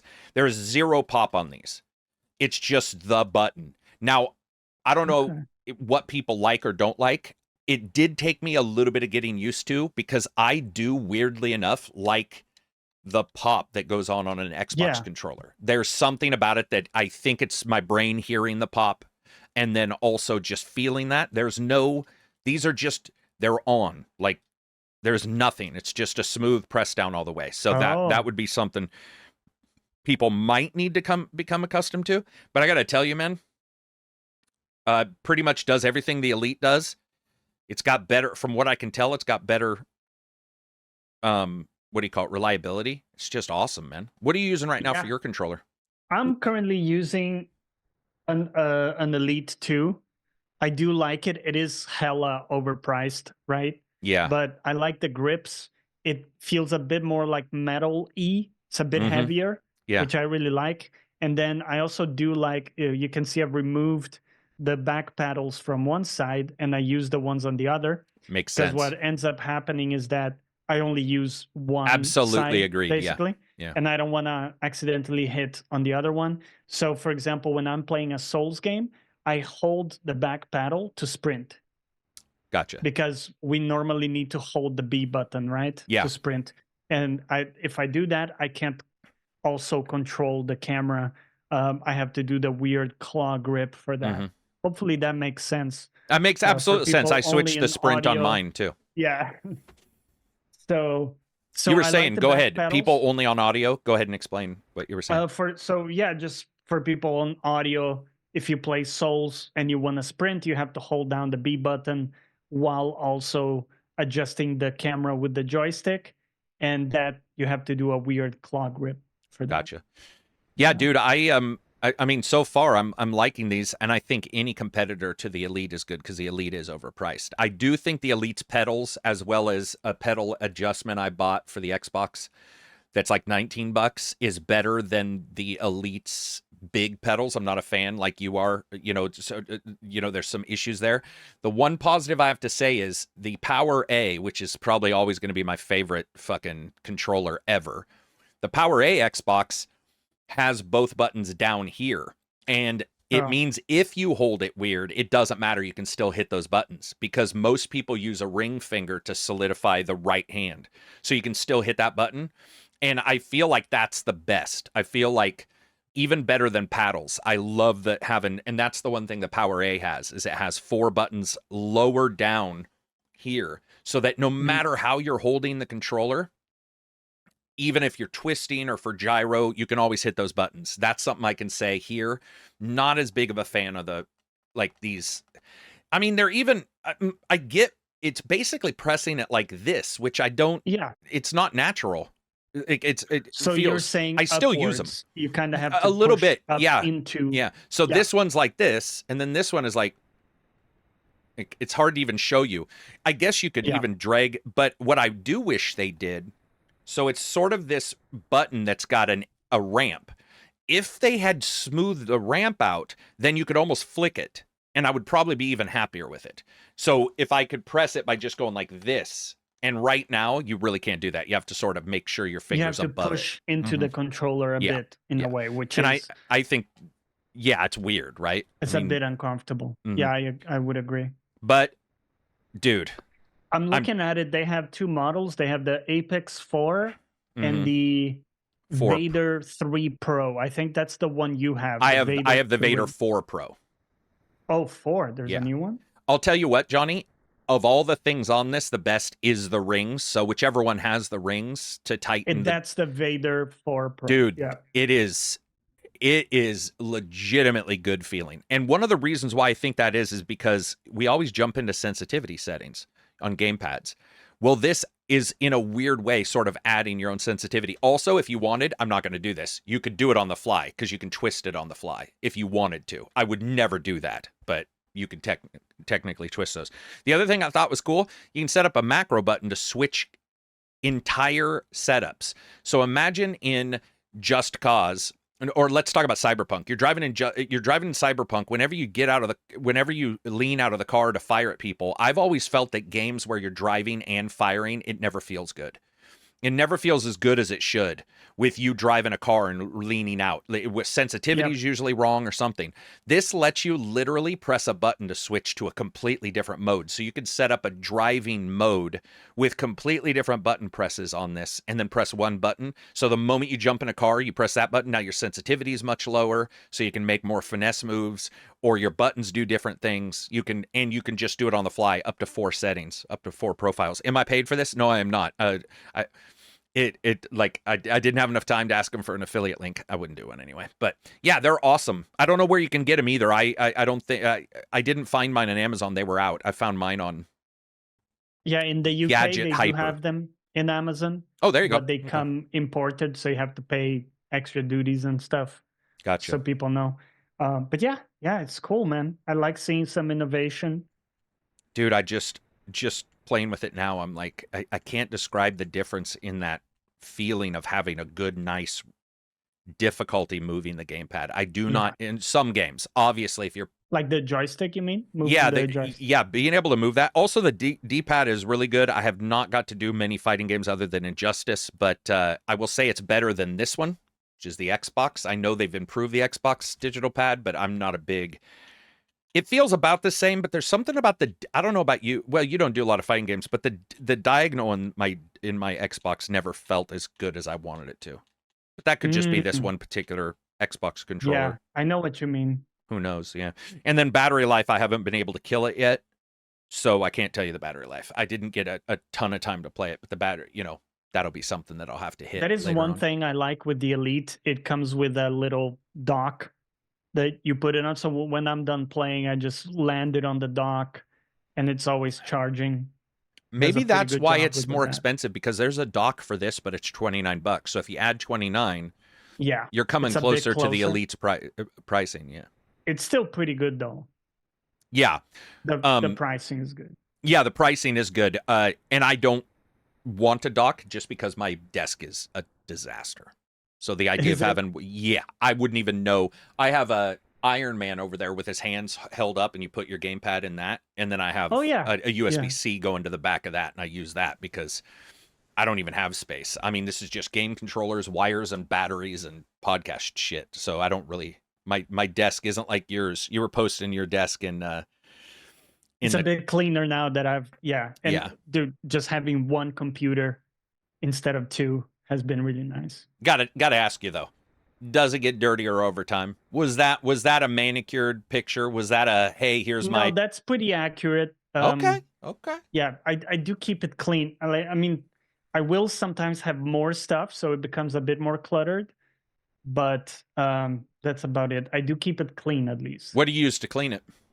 Like, what's your cleaning regimen? So you've got your desk. It's a Friday. You're after the podcast, and you're like, I got to clean this fucker. You using wet wipes? Or are you using a vacuum? Mondays. Yeah, I have those like wet wipes for screen and surfaces and things, and I have a little it pushes air. I don't know what it's called. A blower. Yeah, one of those blowers. I use that for the keyboard and like the audio stuff, where you get dust everywhere in the cracks. Yeah, that's about it, really. Just some wipes and that. Yeah, I have a little blower here that charges up, but you forget how much battery power a blower takes, because this battery doesn't last very long. I get maybe 30 minutes out of it before it needs to be charged. Yeah. I'm sure there's better ones, but mine at least, it's the same for me. Yeah, mine is like, I get it. I blow out the keyboard. I love to, blow out in front of me and get all that cleaned, wipe it down, blow it out one more time, wipe it down one more time. And then by that time, it's probably dead. Like the battery's probably already, or mine has a warning thing where I think the battery heats up, and so it'll start not staying on. It'll go on for like 15 seconds, then turn off, which usually indicates you're using so much that the battery's gotten hot. I'm like, damn it. Yeah, I know a lot of people use USB ones now, where it takes the current from a USB device, like a hub, and runs. Mine is USB. Well, there you go. Charge it through this USB. Yeah, that's good. So anyway, that's called a FlyDigi Vader Pro 2. Been pretty happy with it overall. We'll just have to see, if that sticks. Has there been any hardware you've been getting? I know you did a new audio device of something. New PC build. In terms of new hardware, no, actually, not really. It's just a new PC.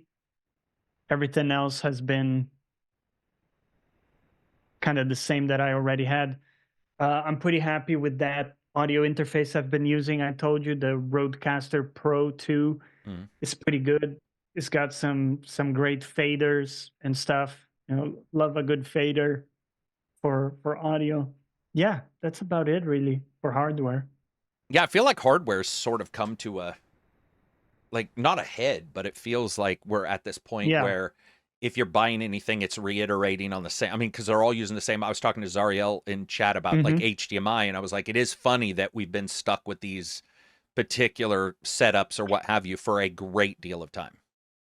Yeah, the only thing I'm changing is my keyboard. I'm getting one of those Wooting. Have you heard about the Wooting I had one. Yeah. keyboards? Did you like it? I did, but it wasn't worth what I paid to replace the one I had. So I have a Rocat, which they have a very unique mechanical structure that's very close to like the top end keyboards, but just like one step below. And I got to admit, I got accustomed to where the dials are on it and all that, right? It's one of those bigger ones, right? Like a full size. Well, it's got the full size, yeah. And Yeah. Because I do use the numpad, like I Do still ya? remember I didn't. And then I remember my brother saw me typing numbers out one time. This is years and years ago. And he's like, dude, what are you doing? Like, there's You're a using the numpad. ones at the top. Like Yeah. And so after a while, I got accustomed to it. And then pretty soon, I started using the numpads for like GeForce Now, recording shortcuts. Using the numpad is actually quite useful because you're never going to hit those buttons unless you want to hit those buttons, you know, whether it be control and one of those or alt. But yeah, I'm really happy with this one. Yeah, they were good. I think for the most part, and this is something we can talk about because I wanted to talk about other stuff, not just games, but like some of the stuff I've been reading about, you know, like we talked about in the past, like how things are going for technology and people. But I'm not saying this is you. I'm just talking about overall. I do find that certain brands or certain things, it's more about the thing than it is any utilitarian advancement I'm getting out of it. So like Rocat is a keyboard that works incredibly well, and I won't see my skill level increase if I got or kept the other one, if that makes sense. And I feel like, especially with a lot of the stuff we've been getting lately, it feels like a lot of it's just look what I have versus I have this thing that improves my whatever. And so what I've been doing for the most part is paring down on some of the stuff I have. And instead of buying stuff, I've been paring down pretty religiously. You know, I used to have a lot of mics, you know, used to have extra monitors sitting around, and I've actually been like, okay, you know, actually let's pare down a little bit on this. I do still have a lot of headphones, but that's the one thing that, you know. Yeah, I've been doing something similar with paring it down, simplifying what I can. And honestly, it makes a big difference, man. If you have to worry about, you know, only half the things when going live, like you're talking about, you know, you're just going to do it more often. You know, you're going to do one extra video. Like it's just less friction and less stuff that can go wrong. That's what I'm into, is less friction, you know, just like the more friction there is in something, especially hardware setups, that kind of stuff, the more I'm like, okay, you know, maybe do it on the side, but now I'm off doing something else. And it's like, by the time I get back, there's been times where I've like had a plan to do a VR game. By the time I get everything set up and then get back and sit down, I'm already out of the desire to do a VR game. I'm like, oh yeah, I don't really want to do that kind of thing. You know, speaking of hardware, one thing that I was reading this week was about the AI industry and stuff, and how it's not really making money. I thought that was interesting because it kind of reminded me of Netflix back in the day, you know, when famously they were burning everything they were making, right? Yeah, just millions. And I was looking at some crazy numbers. So, for example, OpenAI, their costs could reach 7 billion this year, and they are set to lose 5 billion. Like it's just going into their apparently 350,000 servers. That's separate, like servers with NVIDIA chips, right? And 350,000 they got. It's just an insane number when you think about it. Yeah, man. So the AI industry in particular, one thing that I don't think people took at face value is that you can have AI at your home running on your 4090. And you don't have to go to ChatGPT, and you can get a close approximation of what you would get with ChatGPT. So that's one of the things Reg and I were talking about a couple months ago when he was last on. That was only a couple weeks ago, which is that when you look at the industry, it might not be making money, but for people, It's making them a ton. And they've offloaded that from the companies to the people. So everybody I know uses AI in some way, even if it's just to help them write a paragraph or something.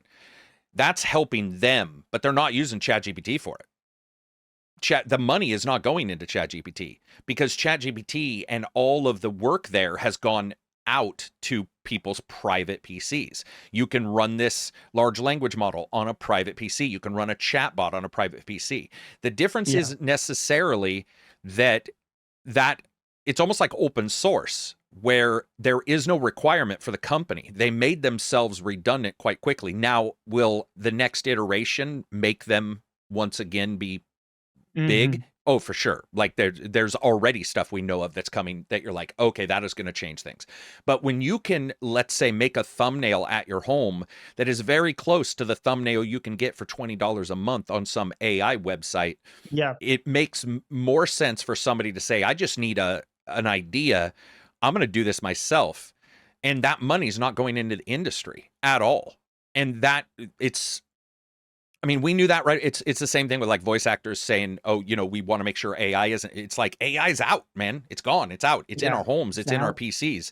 So the money being made is being made by the person. If you're smart and you're using it for whatever your job is, or it's helping you with something, it's alleviating a problem. For example, one thing I saw recently I thought was really cool and needed for years, dude, is you can tonally mimic your audio inputs and settings in one PC and go to another PC and use a button that mimics it so it sounds like you're pretty much in the same place.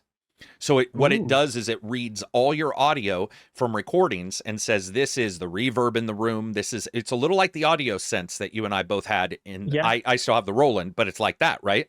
So then you go to another PC and you have a different mic, but you can press a button and say, I want to apply this template, and it uses AI to continually over the top of it's almost like any kind of reverb or denoiser, but instead it's using AI to consistently adjust everything to sound far closer to where you are. So a person who wants to record in their bedroom one day, in their living room the next, and by the way, these people are making, they're vloggers, they're making millions. So this is money that they're making. Anything they can do to truncate the difference that it sounds like is going to be money in the bank for them. It's going to be, it is. That is savings. So the AI industry in and of itself cannibalized itself by those things getting out right away. They got out super fast. I mean, Reg was running AI stuff on his PC within, days, because he knows more than I do. So he got his Python set up. He had everything. It took me a lot longer because I had to learn a bunch of shit that he already knew. And he was up and running in like fake mid journeys, I guess is what you would say, fake pretty quickly. And he was getting, let's say mid journey is 100%. He was getting 50% there. That's small amount. And then over time getting higher and higher and higher and higher till he was 80, 90%. And now you can run them at your home. But what's also happening with that is that a lot of companies, to give you an example, in my field, in my sector, it's called the fintech space, which is like financial technology. Okay. It's the type of stuff that you would use to create your portfolio and, do analyses of different macroeconomics and all this type of stuff, right? And we're basically a Bloomberg competitor, if you want to kind of frame it that way.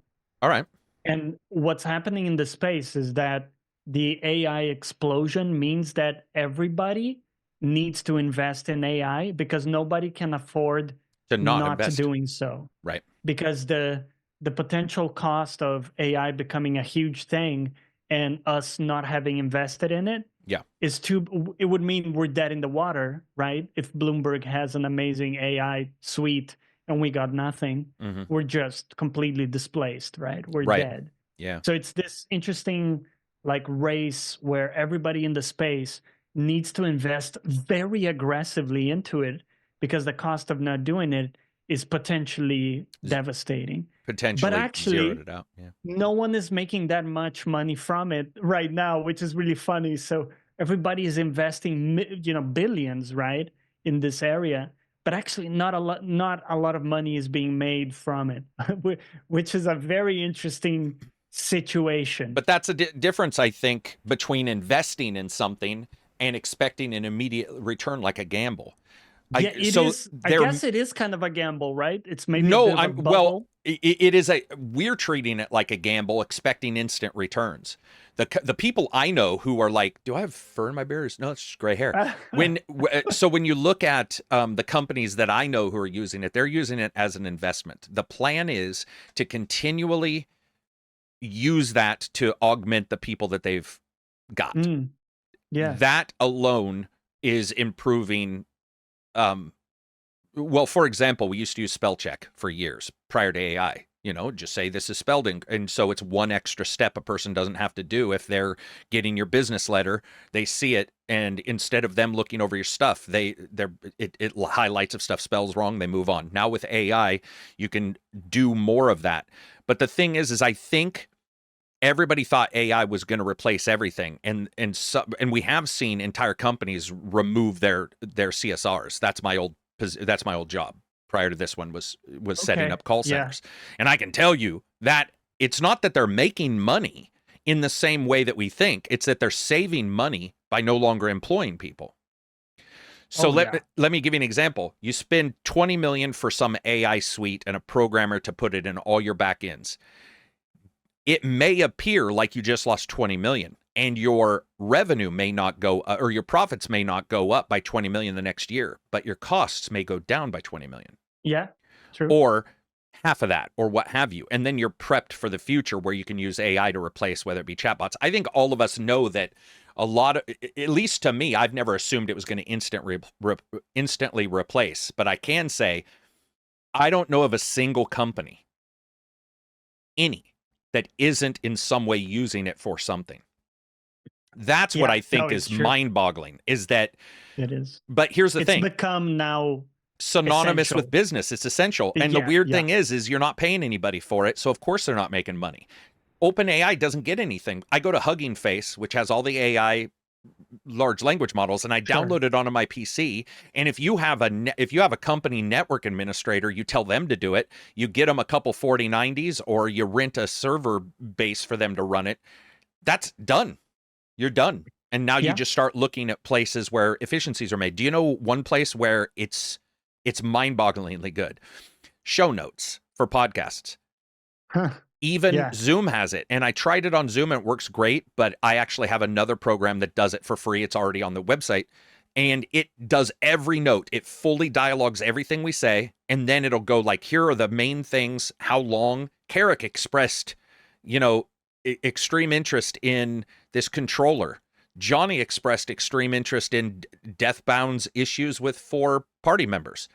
And it does that instantly, man. And that kind of stuff helps me, but it doesn't help anybody else because I'm not paying them. It's all on me. It's all on the consumer side. Consumers need to use it.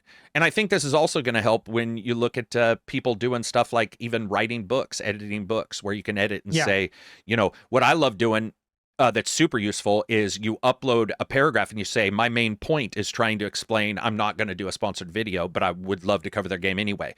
I can upload all my data and a general rough paragraph and say, how good did I, on a scale of 1 to 10, how well did I prove my point? 80%. And I'll be like, okay, well, that needs to be fixed. And then you write it. What about now? 90%. You're like, okay, good enough. And you ship it off. That helps me as a consumer. Just in the same way, spelling and grammar. The same thing with editing pictures. Though I find the picture stuff that comes from AI to always look, if you go super realistic, there's always uncanny valley. And then if you don't, it requires more work than I'm willing to put into. I'll just use my thumbnail from the game. There hasn't been. I tried a thumbnail one time from YouTube's just recently, and it was AI generated, and I was like, yeah, that's not good enough. Like, I uploaded it and did a little side-by-side test, and I was like, yeah, that's not gonna, it's just not, it just doesn't not look there good. yet. Yeah, it's not there.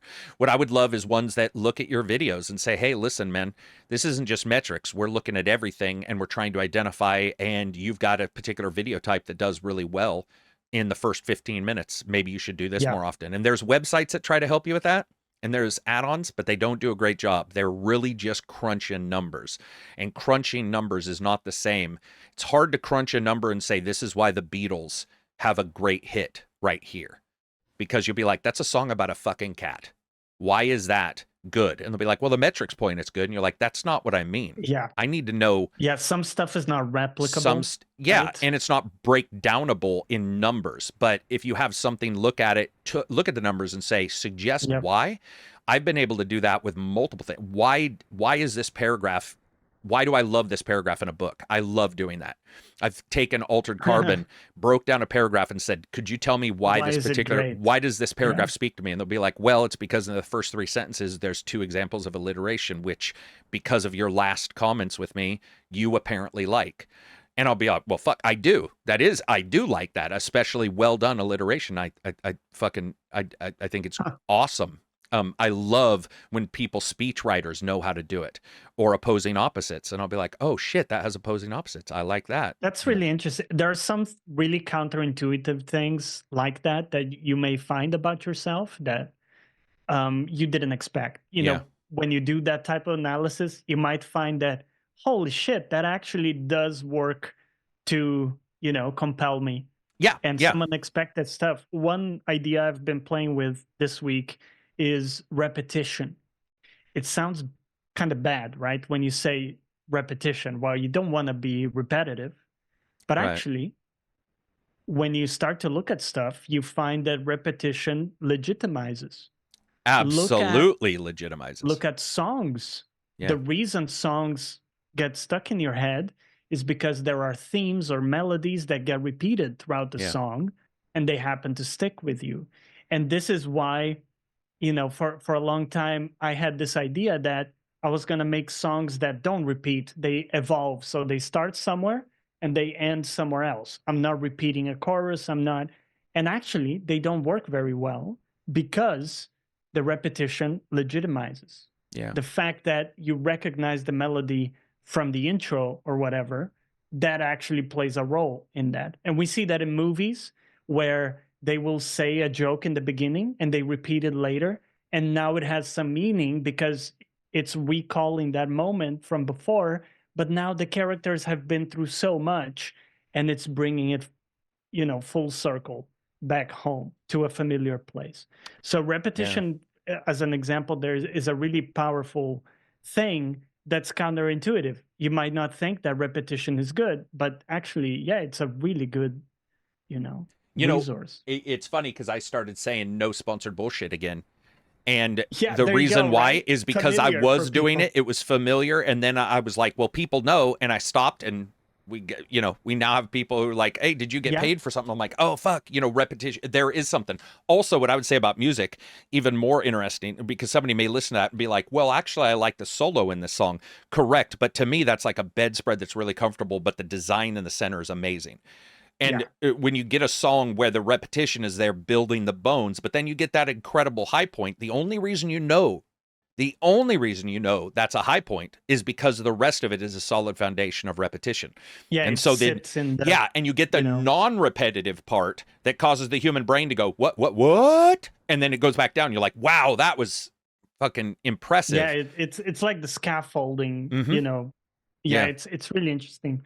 That type of stuff. Have you, when you were doing music, have you found that, like, with now that you're going to repetition, are you finding that there's an issue with creativity, or are you able to switch pretty easily? No, not at all. Because it's a really good foundation for creativity, because you can have this, for example, melody, and you can come back to it in different ways that are creative. So, for example, you can have the same melody, but actually change the chords. So, the same melody can be played with a major chord in the beginning or a minor, and it will sound completely different while being the same, like, notes of the melody, technically. So, not to get too nerdy, but like there are cool things you can do like that. Or you can play the same melody with a different instrument, give it a different feel. You can do heavy versus soft. Like there's a lot of stuff you can do. And I find that play back to a familiar thing is really cool. and it's a really good way to Are you putting explore. down the like the major part, or are you putting down the bones of the song and then playing over the top of it, or are you playing and then putting down beats and stuff electronic? Like, are you starting from the bottom, or are you starting from the top and then putting stuff in? So the way that I'm approaching it is from the melody itself, and it has to be like a singable melody that I have in my head. Mm-hmm. So I might even just have, you know, something that I'm whistling about that's in my head, Mm-hmm. and that will be kind of the foundation. And I'll find cool chords around it that work, and play with different things like that. But yeah, I find that finding a singable, it sounds weird that the singable part is important, because I can play something on guitar that sounds like mechanically cool, but it doesn't have the element of something that sticks in your head. That's like the singable part. It's something that occurs naturally. Would you say then that so are you singing over the top of the guitar, then you play the guitar? So are you in your brain, you going na na na and then you're playing it? Yes. Yeah. And the ta-na-na-na-na, you know, I try to do with real words, and they Oh, never make okay. sense Yeah, because no, it's they don't make happening in real sense. time. Yeah, right. It's almost like rapping, I guess. But what that does is sometimes you get something really unexpected. And what's really cool is that our brains are tuned to be able to sing in tune, even though we don't know, we may not know what the scales are. But if I give you um, a guitar arrangement, like some chords that are playing, you intuitively can do na na na na na Right. in a way Right. that's more or less, you know, in pitch. And that's the cool thing, is that our, you know, we can exploit that abilities of our brains to find natural melodies without even knowing exactly. So Yeah, that's what I've been exploring. it's funny because even prior to learning music, if I heard a guitar solo, let's say I heard a song, I don't know what this term is, but I would hear a song I loved, and there would be a part that I figured that I felt was spacey. There wasn't as much going on, and in my Yeah. brain, I was able to fill it. Fill it There you basically. go. Just Yep. go like Yep. they were hitting every eighth note, and I was like, okay, I'm gonna hit four You're other notes. So responding. I'm like, It's almost like, boom, and then I hit yeah. And yeah. so the idea of that, and I remember prior to learning any kind of music, I was just like, I don't know what any of this is called, but I know I'm good at that part. And then I remember going over to a friend's house. So everybody learns music differently, but I remember he is very artistically driven, not numbers driven or mechanically base level. You know how people say music is math? That's not his Yep. thought process. It's not that he doesn't believe it, because you can look at it and you can break it down to the vibration of a string equals this. That's not him.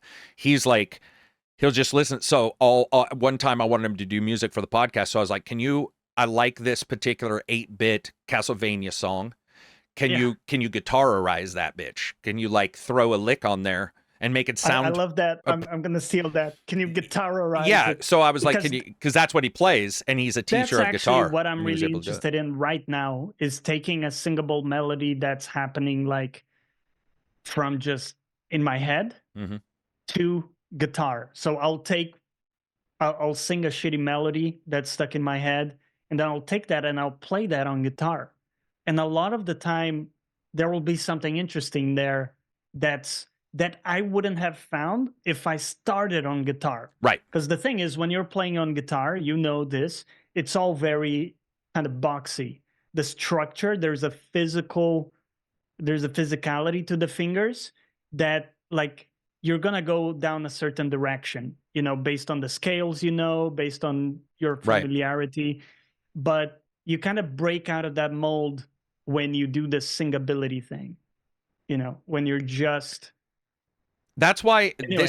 Yeah, so there's a lot cool there. No, there's no reason to about say our anyway. brains, man. This kind of stuff is awesome, because I think there's parallels directly in, at least for me, I read, or I hear musically. So whenever I hear a speech giver give a speech, I'm hearing There's a musically, cadence. there's a cadence to it, or there's a tonality that they chose. Aaron Sorkin's one of my favorite writers. He does TV shows and movies, and his narrative. He did West Wing, right? He did West Wing, and then and like the Facebook movie and stuff like that. And his way of writing is distinctly different than everybody else's. And I realized when I listened to it, I was like, oh, I'm hearing the words, but there's a particular cadence to the words and the back and forth that appeals to me more than, let's say, WB superhero shows, where they're delivered in a very dramatized, you need to know this is important kind of delivery, which is sort of the way I hear some music, where the musician's almost like, this is the important part.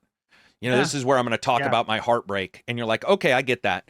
But then if I hear, for example, a lot of guitar bands I like have 2 lead guitars. They don't have one. And for example, like Def Leppard has 2 lead guitars. And so you have Phil Collen, Vivian Campbell. Prior to that, it was Clark. And they play, and they will, while playing, they'll just randomly, one of the other guys will choose the lead that the other dude was playing the night before. And now he'll play it. And his guitar is tuned slightly different. His setup is slightly different. And so the entire range of the song is like, wait, what? Like that is, and so I end up liking those more than, let's say, your typical, you've got your lead and your bass and stuff like that. It's not unknown. Many people do it. But I'm just saying that's what I like, is the back and forth. And there's sort of a song kind of thing that goes on in most of the dialogues I like. And when I read, most of the reading I've noticed has some kind of rat-a-tat-tat kind of like ba-da-dang dunk dang, and there's something about it, and it's the way we talk. I like the the long diatribe doesn't work. Dynamic. When I was learning guitar, one of the bands I really studied was Red Hot Chili Peppers, because I just liked the guitar playing, and there was a talk back, like a call and response that they do. With both the vocals and the guitar, but also the bass and the guitar too, where like the bass will initiate, and then the guitar will respond back in an interesting way. And I agree with you. I've always found that type of thing really, really good. Yeah, it's interesting too when you look at it that everything that I seem to enjoy does come. No matter what, I find out that in the background there's some kind of like musicality to it. Tit for tat. Yeah, there's or there's just, I'll realize I like something. I'll be like, oh, I actually like this because it's appealing to me on some kind of weird level. That's a pattern that is not. It's not maybe instantly noticed, and some people might call it like, oh, it's scattergun dialogue in this show, or it's machine gun dialogue in this show, and I'll be like, I don't like that. That's not what I'm looking for. I'm looking for this thing. And like you said, the back and forth, like when you hear freestyle musicians play. I'm not a big fan of jazz. I'm not talking about that. That one's really hard for me to get. But when I do hear the drums go like ba-da-ch, and then the guitar's like da-da-da, and then da-da-ch, da-da-da, and you get that back and forth, you're like, oh, I sort of actually dig that. And then you hear it move around depending on the instruments. And that's the same thing. I definitely find in books, it's probably why certain kinds of books don't appeal to me. For example, comic books. I think comic books their art is incredible, but the writing and the way it's done and the points they're trying to make always seemed too scatterbrained for me. And and there were too big a gaps in narrative, where a guy says this and then it shows 3 panels, and then a guy says, fucking Superman, and I'm all, there's a lot of missing data I need as a person. I need to understand the flow that isn't just visual, because I love visuals. It's not just visual. It's that there's something about that data delivery that happens in music or in good writing or in good speech that I enjoy between the two. And the same thing with comedians. Sorry, go ahead. No, comic books struggle with that because the presentation limits how much information they can deliver. Yeah. Isn't it? Like a lot of it has to be just visual through the imaging. And so you don't get a lot of inner monologue. Like that's one thing that I miss a lot of times. That you like in books? In a book, you are privy to, to all the thoughts and everything. And that's also not there when you see a show. So, Right. when you compare something like Game of Thrones, the books to the show, there's a lot of richness that comes from the inner thinkings, like how that person is perceiving the world. You don't see any of that because they can't spell it out in the Right. show. You might be able to see it, maybe they can show it in some way, but it's hard, right? That I think that's one of the strengths in books, is that you can really spell out how a character is viewing the world through their own eyes. And that's what I was saying about comedians. I've noticed so some people may love a comedian. They might be super popular online. You're hearing people talk about them, and I'll go listen to them, and I'll be like, whoa, this is not for me. This is so not for me. It's not that I find the jokes not for me, because I'm a crass person. I can handle any joke. And in fact, the more crass sometimes the better, because it's a relief to hear somebody say something that somebody might be thinking. And, you're not supposed to say it or whatever. And you hear somebody say something like, damn, that is true. Like, people do think that. And then I remember the first time as a kid hearing George Carlin. And George Carlin was very fast in his thinking and very stream of consciousness. And I remember the first time hearing it going like, oh my God, that's what I want to hear. I don't want, for example, the difference between, let's say, him.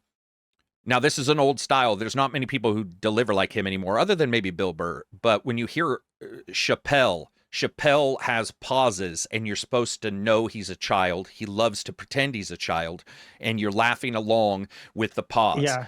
With George Carlin, it was a stream of consciousness to where I had to pay attention, because he would already be talking about walling off square states and just letting all the murderers in there and giving them guns and filming it. And within 6 seconds, he's already onto something else. And so I would just be like, huh? And I adored that, because it kept me engaged. Where some, especially with comedians, they all have a different cadence. They all have a different delivery. Some deliveries, even when I know, I'm like, man, this should be hitting for me, or that is funny. It doesn't work, which is weird, because we've talked about this before. Theo Von is everything I don't like in delivery, and yet I absolutely find him talking hilarious. And so he's a mystery for me. Like his bits and his banter. No, his comedic act is nowhere near as good. It's his podcast and the shit he says. Probably because my friends and I would think the weird. I like the weird. That's why I like doing them in reviews, because I'm thinking something weird and I'm like, what the hell? It looks like a giant ass, like a giant, clappable ass or something. Then your brain goes off on this tangent. And funny enough, his delivery, which is so slow, would not normally appeal to me. And I'm actually a little bit more interested in him, not because of what he says, but because I'm interested in why that appeals to me. When a majority of comedians deliver, try to be off the cuff. Yeah. And I'm sitting there going, yeah, this is not for me. And I've actually studied it, looked up, like tried to break down, like, why was this funny? A lot of it's surprise too. The surprise of a joke is what matters, right? If you know where it's going, and I think, at least for now, I usually don't know where it's going, other than that he apparently has a lot of high school friends that have done terrible shit. Like, that's pretty much the one baseline that you get from Theo Von. We have some user questions as well. I asked them to post this in because, again, we're not live. Absy says, what's a world you would like to have an MMO in? Okay. Ooh. This is going to be an answer nobody expects. Cyberpunk.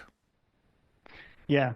Yeah. Dude. I would kill to have a Cyberpunk MMO. That was good, obviously. Let's pretend we know they're going to be good. So, Cyberpunk, what about you? Damn, that's a good one, though. I was gonna say futuristic, like space related. But being able to fully get out, like almost like Mass Effect, but an MMO? Yeah, minus the ship combat. I don't need... Oh, interesting. Yeah. I want to just go planet to planet, have cool adventures.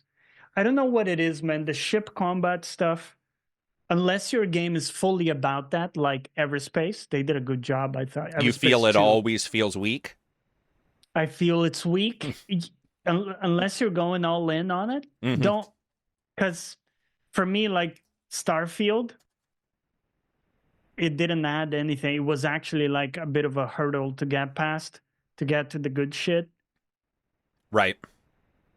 You liked on the ground stuff? I like the on the ground stuff. Make the flying between planets a bit more scenic. That's the way I view it. That's my preference. Make it really scenic, really cool, and the magic of like going into a planet. That's one of the things I loved in No Man's Sky.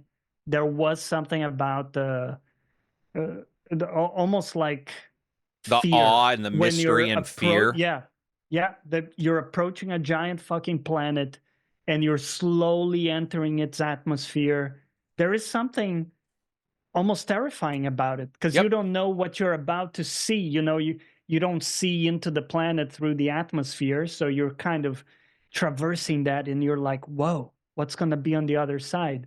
I feel that was missing a little bit in Starfield because it was so streamlined to just land on the planet. I would have liked a bit more on the scenic side and less shooting. Dude, I'm telling you, every game that I've ever played where they have a car and running, or they have a spaceship and running, always one of them or the other does not feel like that perfect pyramid of content. It always feels like it's lopsided.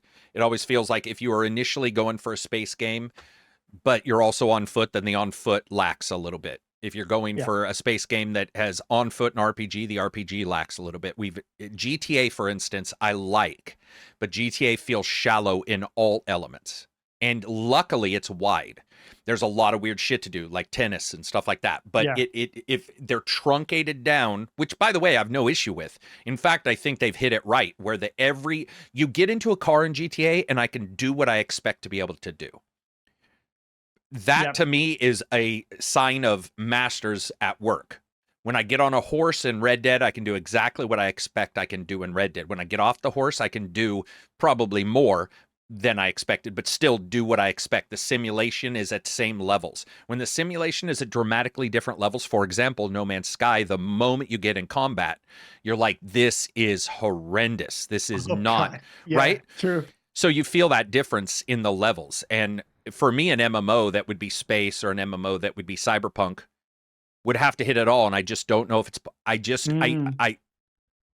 mean, I'm not saying I want a game where you can drift perfectly in a car, but you know what I mean? Sometimes you get in a car and your brain tells you, this is really my character just laying down. And that's what I'm controlling. Does that make sense? Like, there's times where I actually feel like it's just the character is laid down and his hands and legs are wheels. And it's just like, that's all it is. And it feels fine, but it doesn't feel engaging enough to feel like I'm really in there. Or how many of those games where you get in a car and there's a couple missions, but they always feel like you need to drive through this circle at a certain speed, but all the on foot stuff is super detailed. But in the car, you're like, dude, there's not really, the fiction is even meeting me the here. granularity of his, it's not definitive enough. Yeah. It's very hard, man. I mean, obviously we're just talking here. I'm not saying I could do it, Yeah. And there is a conflict there, in the sense that we want a prize when they do everything, like GTA kind of does everything and it's a good balance. But at the same time, the safer bet is to do less and do it really well, right? Just focus on a couple things you're doing really well. I think Starfield tried to kind of do everything with the combat, the space combat plus the on foot. And for me, the space combat wasn't there. And I think it would have been a safer bet to just do the space stuff a bit more scenic and really focus on the on the ground stuff. There was this little section. I liked the space combat more than you, but I will say that there's this little section where I feel it works really well, and I'm switching my shields and I'm powering up, but it didn't require me to, which maybe it should have. There was a little bit too easiness to that. And what's funny is you say make it more scenic. What I would say is it would be interesting to see if somebody went even farther in that way and didn't have you pilot the ship. And instead, you're controlling as a captain like the Enterprise, maybe have you sitting there saying, Sarah, shields. More tactical. Yeah, and because you are getting these people who are typing away, and you're like, really what they are is giving you a +1 to damage. right? That's all. No, for sure. That's all they are. And this is in most games. So we can even say Starfield does it, but many games do that where you're like, okay, they're giving me a +1 to shields because they are better at shields. And you're like, you're telling me they're better than the computer at shields? Because computer's running the shields. So somehow this person is able to betterer the shields. Now, this is going deep into the woods. But what I would love to see is like, that ability for you to, whether it be Starfield or any game, and this hasn't happened other than Starfleet on VR. Star Wars. Was that what it was? Star Wars Starship Crew or whatever it was, the VR game? Oh, Squadrons? No, Squadrons is the Star Wars game. I'm talking about Star Trek. Did I say Star Wars? I meant Star Trek. No, I'm with you now. Star Trek, like fleet battles or Bridge Crew. Bridge Crew. Yeah. So with Bridge Crew, you got pretty close to that. And I would like something like that in a game where I'm doing the RPG parts, and then because I'm captain, does the captain of a boat ever drive the boat? Rarely. Or pilot the boat? It's actually very rare. Yeah, so instead, give me that ability to strategize across those different characters I collect. Yeah, especially in a game where you have a crew, like Starfield. Yeah. It doesn't make sense to me that I have to do fucking everything. Right, I have to maneuver the ship. I have to shoot at these guys all at the same time. That would be the experience in a single-person cockpit, right? Like Everspace 2. I get it. That makes sense. But yeah, I actually wanted... I wanted the ability to have Sarah shoot for me. So maybe I'm only focused on maneuvering and they're just I just don't think we've seen a game that's done it yet. I don't think we will get a game that's done it without give them jobs in a way. Give jobs, but somebody's going to bitch and say I wanted to do the shooting, which I get. I understand actually. Yeah, so it's like, how do you come out of that? What you're basically doing is making two systems, which seems so basically, Carrick, after this long talk, like, we just don't have answers. We don't know what we want. No, I got a lot of complaints. I'm a typical gamer. I got a lot of complaints, but I don't really have any logistical way of fixing it. But you know what? That's fine. That's not our job. No. Smarter people can go figure that out. And I think if it was that easy, it would have been figured out by now. We would have figured it out. And in a way, this reminds me of something I heard in a podcast the other day that for a lot of problems, the solutions are going to be non-intuitive. The best solution. Absolutely. Because if you had some great fucking solutions that are intuitive and make perfect sense, we would have hit them. People would have hit them a long time ago. Yeah. The fact that we haven't probably indicate that the best solutions are going to be less intuitive or maybe won't be rational. Dude, that's why I always get mad whenever anybody says to enjoy Final Fantasy VII Remake, you have to play the original or what have you. And I'm like, man, guys, appreciation is different than have to as well. You can appreciate something more if you've experienced a prior game version of it. But what I want is newcomers. This is why sometimes, by the way, I don't know if you remember this, but one of the big deals was when the two doctors basically came in and made your original Baldur's Gates, and they started making Knights of the Old Republic, BioWare. Those two doctors came in who were not in the development sphere. They came in from a different side. And you could say, is it possible that they came in and they had more of an idea of people's mentality because they were doctors? Did they have more of an idea of relationships at that time because they weren't coming in from the ones and zeros? They were coming in from a more social, job over here. And that's why I love the idea of sitting people down. Sit down somebody who really doesn't normally do that and then go, what questions do you have? And they're like, why are we doing this? And instead of answering, and by the way, this happens in martial arts all the time. You'll get an answer a lot of times when a lot of times the answer only fits a very particular subset of other fighters. They'll be like, well, why don't I do this here? And you're like, oh, well, because blah, blah, blah. But in real life, you should be like, maybe you should do that there. Like maybe that is going to work for your body style. Maybe that's, and by the way, it's why some fighters who don't train within the organization, they get a guy over here or they're fighting on their own and then they come in. One of the reasons why sometimes they see success is because the 1-2 combo for them is not what you expect. It's a completely different setup because they are not growing up learning the classical traditional stuff. Right. And by the way, we pretend like certain martial arts are traditional, which they technically are a longer tradition, but now the same things happen in an MMA where you get people who are the traditionals, just the MMA, and you have somebody like, admittedly, a POS person, but you have somebody like John Jones who fights in an untraditional way many times, winning because he's like, I'm going to throw this thing that makes no sense at this particular time to anybody but me who's practiced it because it makes no sense, and we'll see how it goes. And of course, great athleticism. But there is something to be said about having the unknown people who don't know come in and go unconventional. Yeah. Somebody unconnected and be like, what do you think of this? And they're like, well, why am I doing everything? Why did I hire Sarah? Or why did I buy this chip for my computer? How does it add +1 to damage if it's the same laser I've always used? And you're like, oh, okay.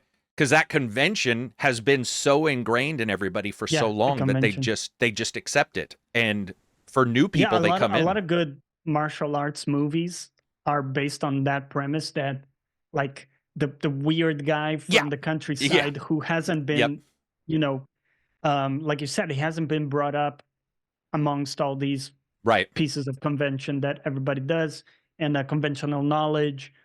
He learned to punch differently. And that's, he uses it as a strength to surprise people. We see it in the kind of like advertising world or marketing world too, where some stuff that maybe Apple did or like certain companies or Nintendo, we talk about it all the time, that like, how did that work?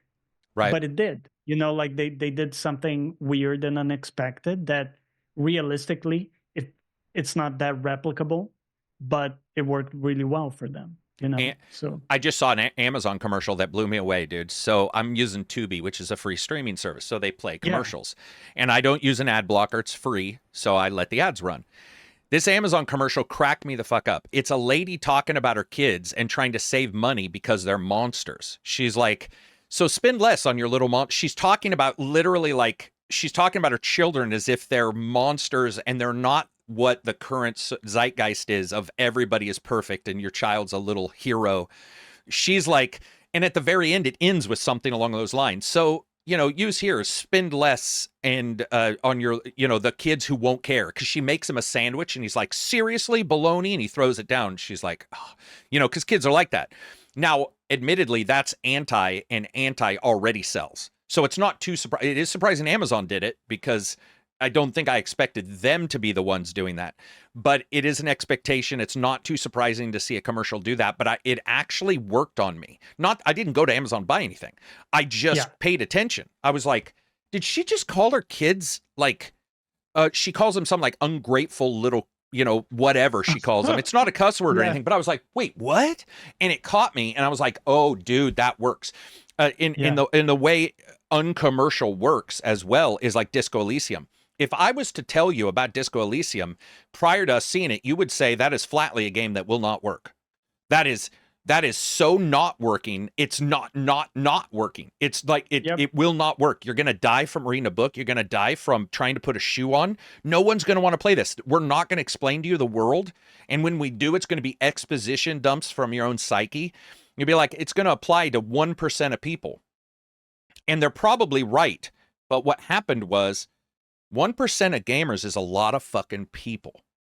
Yep. There is a huge number of gamers. So if you are aligning to 1%, and by the way, aligning well, then that 1% will tell other people, which then is group learning. So I had people jump into Disco, and because I explained to them the idea behind Disco and what was going on, they were able to jump in with shared learning between me and them and go, and reviews do this, I guess. Any coverage does it, but they were able to go, oh, you know what? Okay, I sort of understand what you're saying. It's leaving me to my own devices, really. I'm like, well, yeah, but devices that you have to make sure run in their world, which is this weird pseudo history, possible future, but maybe not noir detective game where you're not. And they were like, dude, it sounds cool enough. I'll jump in. And look where we are now. I mean, I would say most people, even if you don't like Disco Elysium, is probably considered one. I would say it's probably coming close to classic status. It's going to need a couple more years. But I would say for a role-playing style game, in a game of pure, utter what the fuckness, it would be very difficult for me to not say Disco Noir is going to be one of the, or Disco Elysium is going to be one of those games that we don't talk about for many years. I want to give that game another shot because I think I wasn't in the right, moment. Oh, happens to me all the time. For a game like that. And we see that all the time. You come across a really good book, but you're not at the right time in your journey to absorb it. I've had it many times. And so I definitely want to have another crack. And it's happened with many games where I initially didn't click with it, and then I kind of appreciated it on a second run. Sekiro was kind of like that. I hated it originally. Right. And I kind of, Cyberpunk was a little bit like that. I didn't hate it, by the way. I played it twice and had an okay time. But once I made peace with what the game is, and I was in a kind of a more compatible mental space, I enjoyed it a lot more. Well, I would say you were that way with Liza P, where you played the demo and you weren't feeling it. Most of us weren't. But then you went in and there was you were already primed a little bit by what you had played, and then you were like, okay, let's experience it now. And that clicked. And I do think what you're saying about hearing someone talk about it and lay down why it works and how it works, because you're saying, well, it works when you kind of meet it halfway, or when you're going into it with this set of expectations. It's like you're giving the person the right set of crayons to paint with, in a way. Whereas I was going into it with a completely wrong set of crayons. Or going in with the basic crayons that you expected. Yes. Because the crayon set, as in game development, but they don't work went a certain way, but they don't work with this. Whatever. And you could say Dark Souls 1, even though we've had difficult games prior, you could say Dark Souls 1 in that way was sort of a different crayon set, where it just maybe in a way you could say it had far less colors. And so a lot of people are like, well, I need puce, I need magenta. And they're like, no. You just have 16 basic colors. And you're like, well, I'm used to 64. This doesn't feel good. And then maybe, not always, but maybe you went back and you're like, oh, I do like this. I would say with you, I'm the same way with books, music, everything, where there'll be times, luckily as a reviewer, and I'm not going to give this secret away, but I have what I've considered to be almost foolproof way of getting into a game, getting past it's not hitting me right now, because I don't have a right now. Right now is right now. I don't have the ability to say, But I've found what I consider to be, at least for me, a foolproof way to be like, okay, I get it, I'm ready to go. But normally, TV shows, movies, books in particular, I'll open a book and be like, what? Like I mean, almost out loud, a sense of just almost disgust, where I'm like, what? No. And then maybe I'll come back to it in 3 or 4 weeks, or I will read a blurb somewhere where somebody is talking about the book and they're like, well, once I got through it, I realized the character's this, and I'll be all, wait, what? What? And then you're armed a little bit. And by the way, some people may say, well, that needs to be fixed. I would say, I firmly believe if we fixed it for everything and made everything easy to entry, it would take too long to tell sometimes you have to start blunt to get the full story out in your 8-hour gameplay, your 12 or your 20. Yeah. And if you soft enter them for example, Deathbound soft enters you. Deathbound is weirdly easy at first. And so they've let it so you can get those moves. But then, weirdly enough, the easiness betrays it pretty quickly, because you realize that when you do pull off complex moves, there's so many idiosyncrasies that they don't feel like they're worth as much investment as, let's say, a Dark Souls game, where maybe it is difficult right away. Elden Ring, one of the best examples of entering you in easily. Sekiro is one of the better examples of a game that demands you'd play it a very particular way, at least at first. And it's a way that maybe a lot of people have to play it, but then it opens up a little bit. And I think they really ran the regular line on that game. I can see, by the way, Bloodborne's the same way. I know there's a ton of people who love Bloodborne. I know a lot of people who absolutely do not like its core mechanic. They hate its core mechanic. Yeah. And I'm like, I actually understand where they're coming from. Even in a world of people who are like, Bloodborne is a classic, I don't feel that way. I feel like it's a good game. But I do get when somebody says, dude, I hate the core mechanic. I'm like, okay, then this is not for you. And it's not for you. Like, and you just... I think in a way, that's the value, or the biggest value from what you do with reviews, which is kind of like arming people with the right set of crayons. You know, like it's saying, listen, this is this type of game, and if you go into it with this set of notions and expectations, you might have a really good time. But, you know, be aware of that. And I think that's really valuable, because for example, Sekiro, I went into it with the wrong set of crayons. I didn't know you had to play it in that very specific way. And I had a really bad time because I was stubbornly trying to play it in your a own different way. Yeah. And so I think that's one of the big things I get from watching a good review. I'm actually really well equipped to deal, you know, with some of the issues the game has. Right. Maybe some of the idiosyncrasies ways, of some kind. Yeah, the stuff that doesn't work. I'm aware that, you know, it's that type of game. And so, you know, I don't have to kind of find in an awkward way that it's not what I expected. So I think a lot of the friction in stuff is about a bad set of expectations.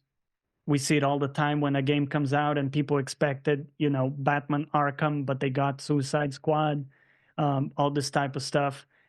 We see it all the time in business, where they figured out that just giving you really good, close expectations to reality for stuff is the best thing they can do. You know, we saw it with Amazon, where they can show where your package is, in Uber, where you can see where the Uber is on the street. So your expectation isn't that you're going to get it early, and you don't. In. Yeah, your expectation's dialed in. Yeah. You're comfortable because you know, oh, my driver is, you know, whatever. And you're less focused on the fact that it's going to take 10 minutes than on the fact that you know exactly where they are. You're chill, right? You're not in doubt. Oh, are they stuck? Are they lost? No, you can see them. And that was one of those change of paradigm things, where it was very easy for a company like Uber to tunnel vision on making it as fast as possible. Right. When actually the bigger win was making it really transparent. Yeah. So you can see where the driver is, peace of mind, you know exactly, oh, they're just waiting on the red light. It's all fine. They're coming to the right street, right? So yeah, I think good expectations. I think also that plays into the expectations that change as expectations are met. For example, early access is transparency, and I think early access worked for a while because you knew where it was. It was, you know, it was like you can see where it was because early access, the devs are talking to you all the time. They're not, you know, talking head websites. They're not me, you know, on a podcast. They're like, okay, here's where we are. You're getting updates. Now that the expectation is that transparency, it's coming back to burn people when we don't have the transparency in a big game. For example, now I'm seeing people complain about Kingdom Come Deliverance, you know, or they were complaining about it not having a date. They were like, okay, we get it. We just want a release date. And I was like, ooh, because I'm starting to see that with early access where people are like, okay, whatever, we know where it is. Now we just want the thing. And so that's the Uber. It's like we cared about speed. Now we did transparency. Oh, transparency was the magic. But now it's transparency and speed, because transparency becomes the baseline. The transparency is now expected. And so now we move past that. On the map, and you want it tomorrow. Yep. And you want a drone to deliver it to your house. And you want, you know what I mean? And the and I think that's happening with everything from Kickstarters to early access to, I mean, pretty much everything now. We're starting to see that if that once the delivery becomes sort of status quo, that expectation is in everything, including games, which I think is rough because there's games. It's not only resources, time, engine, it's also pure talent.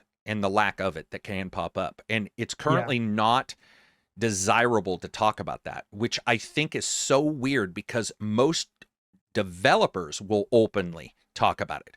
But in PR circles, even on YouTube, it is not currently really accepted to say they didn't have the talent to do whatever they were trying to do because they're still learning. You know, there is this weird thing, and you could say it's because $60 is $60, which I understand. $40 is $40. It doesn't matter about the level of talent. I wanted a certain thing and I did not get it. But I've noticed that you can talk around it a lot, but if you start talking about, listen, this music isn't very good. You know, it isn't paced well, it isn't mixed well, it isn't blah, blah, blah, it isn't blah, blah, blah. You get a lot of pushback because people start feeling like it's an attack on talent because they're surprised when in real life it isn't an attack on talent. It's pointing it out and saying, and I get them. Yeah.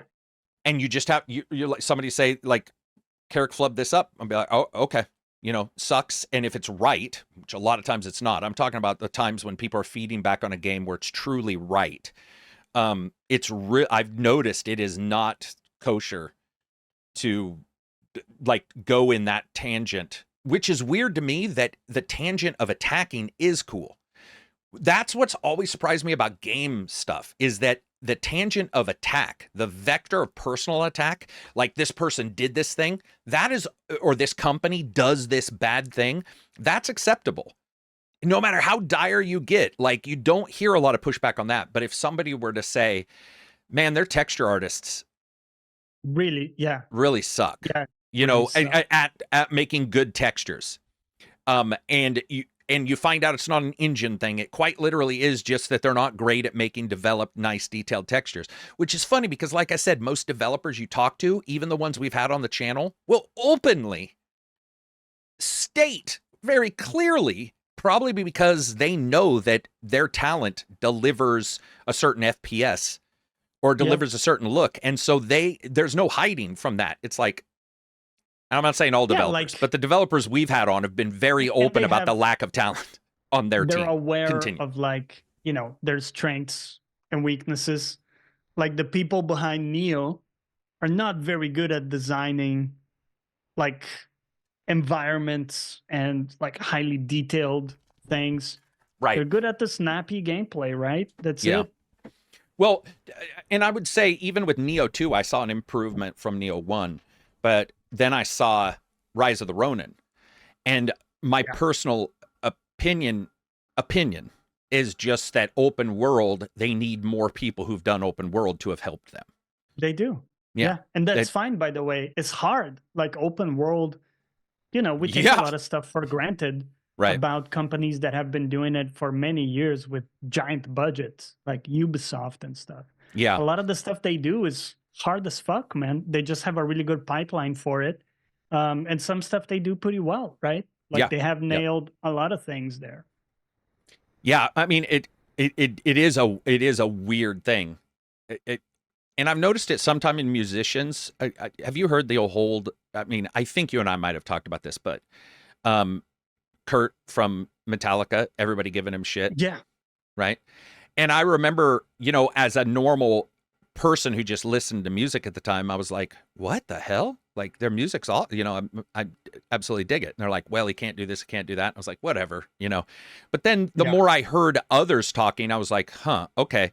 Well, this seems to be a prevalent thought process that, you know, maybe he hasn't got better or what have you. And then I started listening to some examples and I was like, oh, interesting. Now, bad? No. Especially compared to your baby's first day out, me guitar player, right? Or maybe even you. I don't know your skill level compared to him. But it is weird that you do hear that kind of stuff.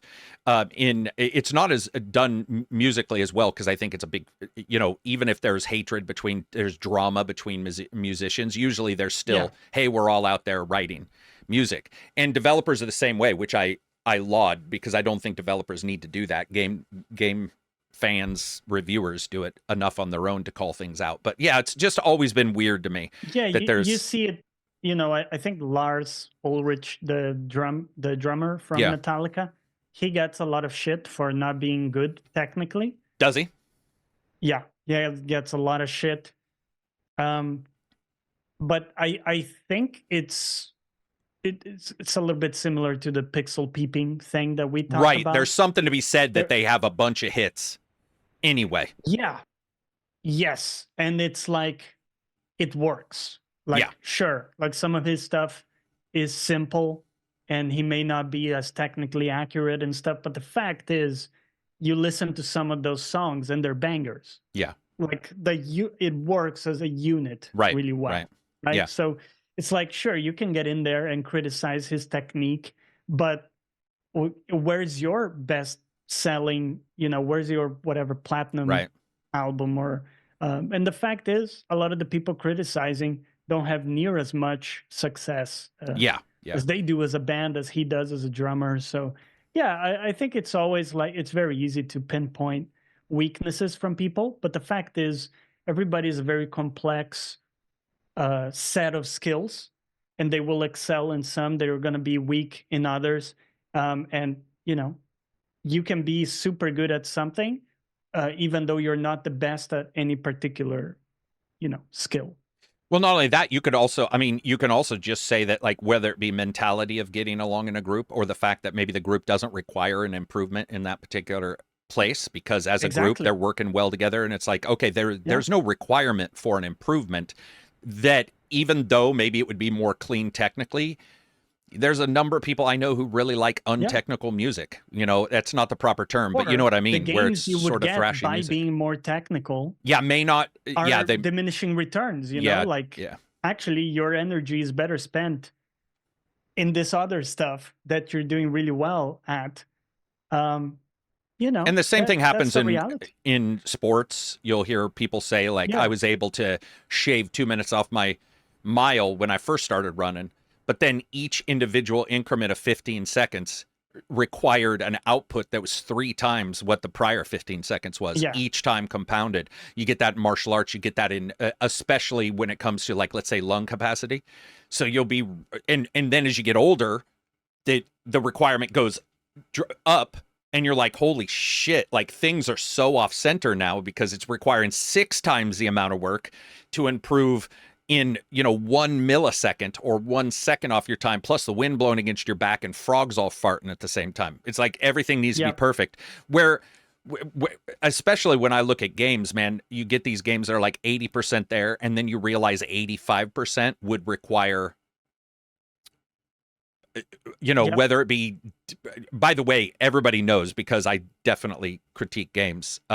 This is not an excuse for games, because sometimes the 80% isn't enough. But when you do get a game that's 80% there and people like it and they're like, okay, it's got this issue and that issue, if you tried to go to 85 or 90, the amount of resources would be, massive, whether it be whole new people coming in, whether it be a full more year. But the thing is, I think it also matters where the 80% is. Like, if a game is about graphics and presentation and story and acting, like an Until Dawn, that 80 to 90% may not require the same thing that 80 or 90 in a Neo game requires. You know what I mean? Like, that might just require redoing some voice lines, making sure we don't have weird edits. The other may require completely adjusting animation systems. The idea of let's say you got Neo, you're making Neo 3. The idea of getting 90% there and then knowing you want to hit 95, to me, gives me a little palpitation, because I'm like, oh shit. You know what I mean? Because there's some fucking work that's going to be involved in you trying to figure out where that 95 or where that 5% is. Yeah, and the closer to 100 you are, the more energy you need to put for every percent. It's like traveling to light speed. The closer you are to it, the more weight goes in, the more the thing weighs. Funny enough, batteries are like that, right? Like, if you're going to charge your EV car, the first 50% or whatever goes pretty quick. Yep. And then, like, the more you try to get to 100%, it just takes longer and longer. Yeah. That's why some batteries, and certainly we've got new battery tech, but that's why some batteries cap you at 90 but call it 100. Yeah, no, I agree with you. So you can just be like, let's just cap this. Where do you think the perception of EV cars is at where you live in the States in general? Is it I think they're still pretty viewed well. as overall like desirable to have EV cars? Yeah, I think that there's a cost people don't remember, whether it be putting a battery bank at your house or the difficulty of going and charging it. But if you are what you just said, which is where I am, 50%, not 100%, then the entire use of that car changes. And it becomes much easier. The friction we talked about, the friction from 70 to 100% is super high. But 0 to 70, not really high at all. And especially with the battery banks and chargers we get, even at your home, if you buy, you get one, you install it. Yeah, that kind of stuff is great. I think with electric, the big issue, there's something about analog feedback, sound of the engine, blah, blah, blah. There's certain things I can tell in my car that is gas. I can tell something's going wrong. Out how the car is operating. Yeah, I can I can feel it. Like a cold morning, I can immediately tell you how cold it is by the way it starts and runs. You're needing to give it a bit more gas to go up that slope. Yeah, there's a rumble somewhere that's like, have to do it in the first shift instead of second or something. Yep. EV cars, though, I mean, I love the idea. I think the option is great. I think what happens, for example, California is like, oh, you can't sell a non-EV engine or car after this particular time. That is dumb. Oh, because because of battery. Well, you're requiring people who may not be able to afford or be near those there's certain aspects to a charger that is way. For example, if you live in an apartment, what are you going to do? Plug it in through your third-story apartment window? Dude. And that's going to be on a 110. It's going to take you 27 days to go. It won't take you 27 days, but you get my drift. And you're paying electricity. Yeah. So now things start adding up. Some people's electricity is way more expensive than others, depending on where they are. There's all kinds of things. Any time I get that kind of locked in stuff, I get bothered by it. I love the idea of locking things in for the environment and stuff like that, because I do look at the world and go, okay, there's a couple things I think we can all agree we should probably fix. But then there's the locked in stuff that is like, dude, you're leaving behind a huge amount of people to just try to figure their shit out because we've arbitrarily tried or decided to set some law, which in all honesty, all that's really going to do is move car markets to different states. So let's say a state says you can't sell an EV or you can't sell anything that's not EV after 2030. Does that mean everybody's going to run out and buy an EV car? No, because not everybody's sitting on 40 grand to buy an EV car. That's ridiculous. What they're going to do, if they do decide to get a car, is just buy a gas car somewhere else. They're just and ship it in, like what I did, because I did mine sight unseen with a return policy. You check in your Carfax, which is all you can really do at any normal place. And then it was shipped to me, and I had a certain amount of days. And it was a very seamless, by the way, no worrying about a car salesman either. Just arrived at my house, drove it around, signed the paperwork, had it for 30 days, was able to return it. And dude, yeah, EV's great. Motorbikes, bicycles. I see a lot of people tooling around. I don't like EV bicycles for one reason, because I like to bike. And so the idea of biking with another battery on it sucks. But what I do like is these ones that are EV assisted. So let's say they're a very small burst battery. So you're biking and there's a hill and you just had a bunch of raspberries and you got some hypoglycemia. And you're like, fuck, I don't want to go over that hill right now. Like, we're not going to be able to get home. Dude. Push a button. You go over it, you're done. Gets you over the hump. Yeah, you're done. Yeah, I love that. And because bikes weigh less than when I grew up, I was buying BMX bikes with solid cores. So you're biking a brick around. And by the way, no gears. There were it wasn't a 10-speed or a 3-speed. It was a no speed. And so now that we have EVs with carbon fiber and things get lighter, then putting a battery it's not as big of a deal. And batteries weigh less. I love the idea of EV assisted stuff. Or what if you hurt your ankle or whatever and you're stuck and you're like, okay, well, I have a burst battery here and I can, throw that on. I was asking you because it's over here in London where I live. I would say like 5 years ago or even 10 years ago, the perception of someone buying a Tesla was like very high, like social status. If you buy a Tesla, you're super cool. It's super cool to buy a Tesla. I feel like right now it's flipped a bit. I think Tesla is not very lauded, like well perceived right now. I feel like maybe just all the other companies have caught up, and now you have a lot of good EV options, right? For all the other companies. But Tesla itself seems to not be in that high regard right now. Yeah, no, I would agree with that. I think that that's sort of, they were new, they were doing things crazy. Yeah. Sport mode was on YouTube. I will say that I live in a pretty redneck state. So that's a bit more anti-Tesla? It's not anti-Tesla. It's that I really don't hear a lot of people saying, oh, you have a Tesla. People are like, thanks for coming to work on time. They don't give a shit about what you're driving in. So if you bike in, you're there. If you walk in, we're in a big walking town. So if you walk in, great. And our company also pays you for public transportation. So if you were to take the, I think it's probably free where you are. It's not here. You have to buy a bus pass or what have you, and it can we have to buy it too. Okay. And our company, of course, if you're riding a bus or if you're walking, they give you allotments in different ways. For example, I think it wasn't a ton, but I remember my old company, if you didn't take a parking spot, you got a little bit extra every month because you weren't taking a parking spot. So many people would just walk into work because they were pretty close and they got an extra $10, because they didn't pay for some parking place somewhere. So yeah, we're pretty, I mean, I don't go out to those kind of places anymore, but I don't like those kind of people anyway. I don't like you're cool because at all. It's sort of what I was talking about with keyboards.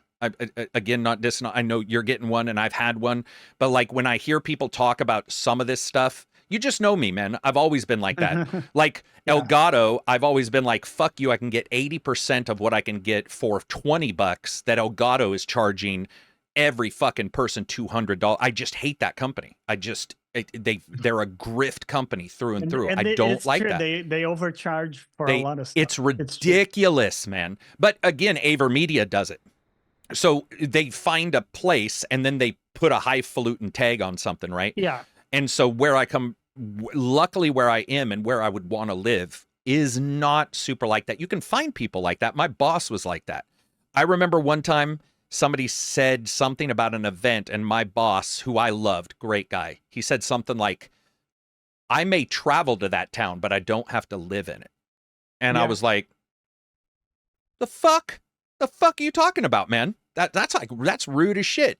But he truly thought it was a pretty low status. Well, and he's technically sort of right, but the people like myself who live here, it's not low status, it's just status.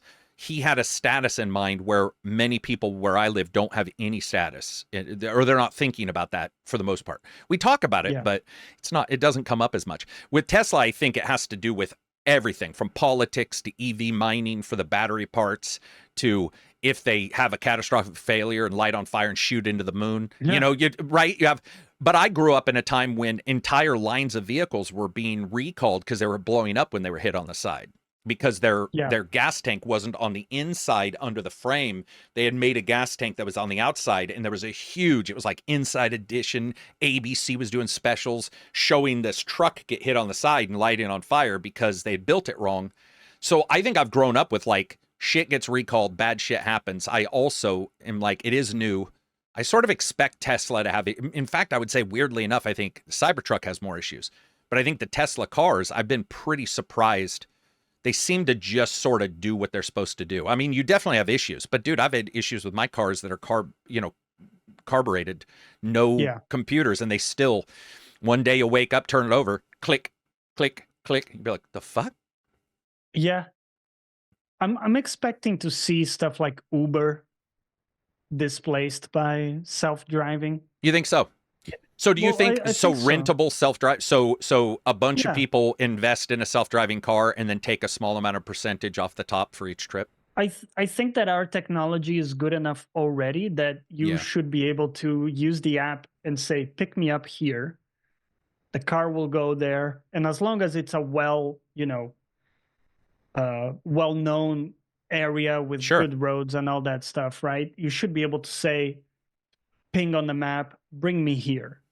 And it just, it will self-drive there. It will play it very safe. It will go slow, right? It will just hedge on safety. But I think there's something to be said about a person still sitting in the cockpit, though. I think I that am with you. I think that want the there's person, yeah, but I I think just think that it will make sense. It will make too much sense monetarily so. to Here's what remove I the think. person. I do not think they'll remove the person. What I think will happen is that a bunch of people who own Ubers or use Uber, drive for Uber, will get self-driving cars and sit in the car and still let it drive. I think that will last for a long time because people pay for safety's thought. It doesn't Yeah. necessarily mean it's more safety. For example, pilots and 747s, they're doing a lot of shit, but a lot of times it's autopilot. One guy's asleep, the other guy is just sitting there, going through checklists. Yep. But can he get out and repair the wing? No, he cannot. But Sure. we like having him there. Oh, you need help with the bags. The person will help you, or like you're in a wheelchair, right. The person That's will what put I it think. in the bag for you. Yeah. That's why I think we're kind of missing the middleman in some things, like using AI itself, because we kind of need the equivalent of a driver, right, helping us actually take advantage of that thing. Because so many of us, we're really bad at prompts and using AI and stuff. And the value you would get from someone who's actually really good at it would be huge, right? So if you can have a middleman with whom you're talking, a human person, and you're explaining to them what you want to achieve, right, and they simply know how to achieve it really effectively with the tools, that would be huge. I think we're kind of missing that. I think people are trying to do it themselves. They're having a crack. Yeah, they're having a crack at prompts. We're bad at doing that. Yeah. Well, I think that Blueprints and Unreal is that way. I think Blueprints is your middleman. Even talking to Reg, who knows how to program pretty well, and having him go like, holy shit, this changes the entire... It allows me to iterate, get something, and look at it and go, fuck. Well, okay, that's what we I was talked able to see this. Putting something on the page, in terms of like... Yeah. You generate something and then mold it. Go from there. Like... Yeah, I feel like maybe currently what we're getting past, Johnny, is the time frame where it used to be okay to not create. And that everybody is in this spot where they need to get something on the page so quickly that you're stymied if you don't know these other things. And those people who do know those other things are just, they're beyond... they're getting ahead. They're getting ahead. And then the person who... Because I do, for example, have friends who are very analog in music making. And they don't like to use any VSTs or not many VSTs. They'll use VSTs, but I should take it. But and I'm like, dude, I mean, seriously, you're trying to clean this up with 15 filters and all this stuff. It's like your workflow takes longer. It takes longer, and you may have personal satisfaction, but is the personal satisfaction less than you would have if you just fixed it and fucking made a complete song? Yeah, you can get way more stuff done. Yeah, dude, it's interesting because it all goes back to games too. I mean, the same thing is going on with games. We see people, I mean, I seriously remember when people were absolutely irate that samples and music were hooked into the programming. They were like, oh my God, this is anti the musician. And I'm all, what? Dude, you have no clue. Like, if anybody puts their foot in the sand, they're screwed, because a good music or anybody who like understands how to use the tech can still do everything they need to do, but their usefulness to a company, let's say, is much higher than somebody who is like, I am going to not do anything until it's 100% ready. You're making it very difficult on yourself. And by the way, unless it's a personal sense of satisfaction of building your own wall, I don't know how much satisfaction you're going to get if your house floods because you wanted to build your own wall and spend 2 months doing it. And in 1 month in, a flood happens and you're like, Because at the end of the day, the most satisfaction we get is for being good at stuff in a way. Yeah. So like at some point, to stay competitive, to stay relevant, you're going to need to work with some of these tools. Like I get especially the stuff with art, right? Like the fact that a lot of art is being used in training sets and all of that. I get the concern that in a way it's being done, people use the term that it's been done on the backs of artists because it's using art without paying royalties, right? And yeah, I mean, it's true. But at the end of the day, like the way I view it is that it's simply way more efficient at doing that. Whereas us humans already do that at scale. I'm looking at art, I'm listening to music, and Right. I'm taking ideas from all those things. I'm sorry to say, guys, I'm not paying royalties. And, you know, Yeah, you're not paying royalties I'm when you taking listen to inspiration. Sandman on Yeah, YouTube.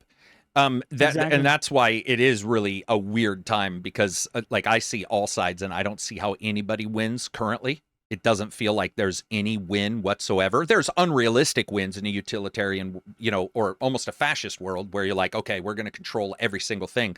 But like you said with art, I mean, I looked at Frank Frazetta books for years, who drew like Conan and stuff like that. That's how I learned art. And then you look at World of Warcraft and you're like, oh, that's a different style of art. So then you pick that up. Larry Elmore, who used to do fantasy novel covers, I picked up a little bit of that. But the honest truth is, if you said, if I continued doing Frank Franzetta's, could I draw something that maybe would be a good impersonation at first glance of him? Probably. That's unfortunately exactly the same thing, just at a super slow scale. It takes me 10,000 times longer at a human scale. Exactly. Yeah. So it's definitely something that is, I mean, it's interesting because I feel like it's sort of like when they were saying we're going to shut down AI for 6 months in the West, and I was like, nobody else is.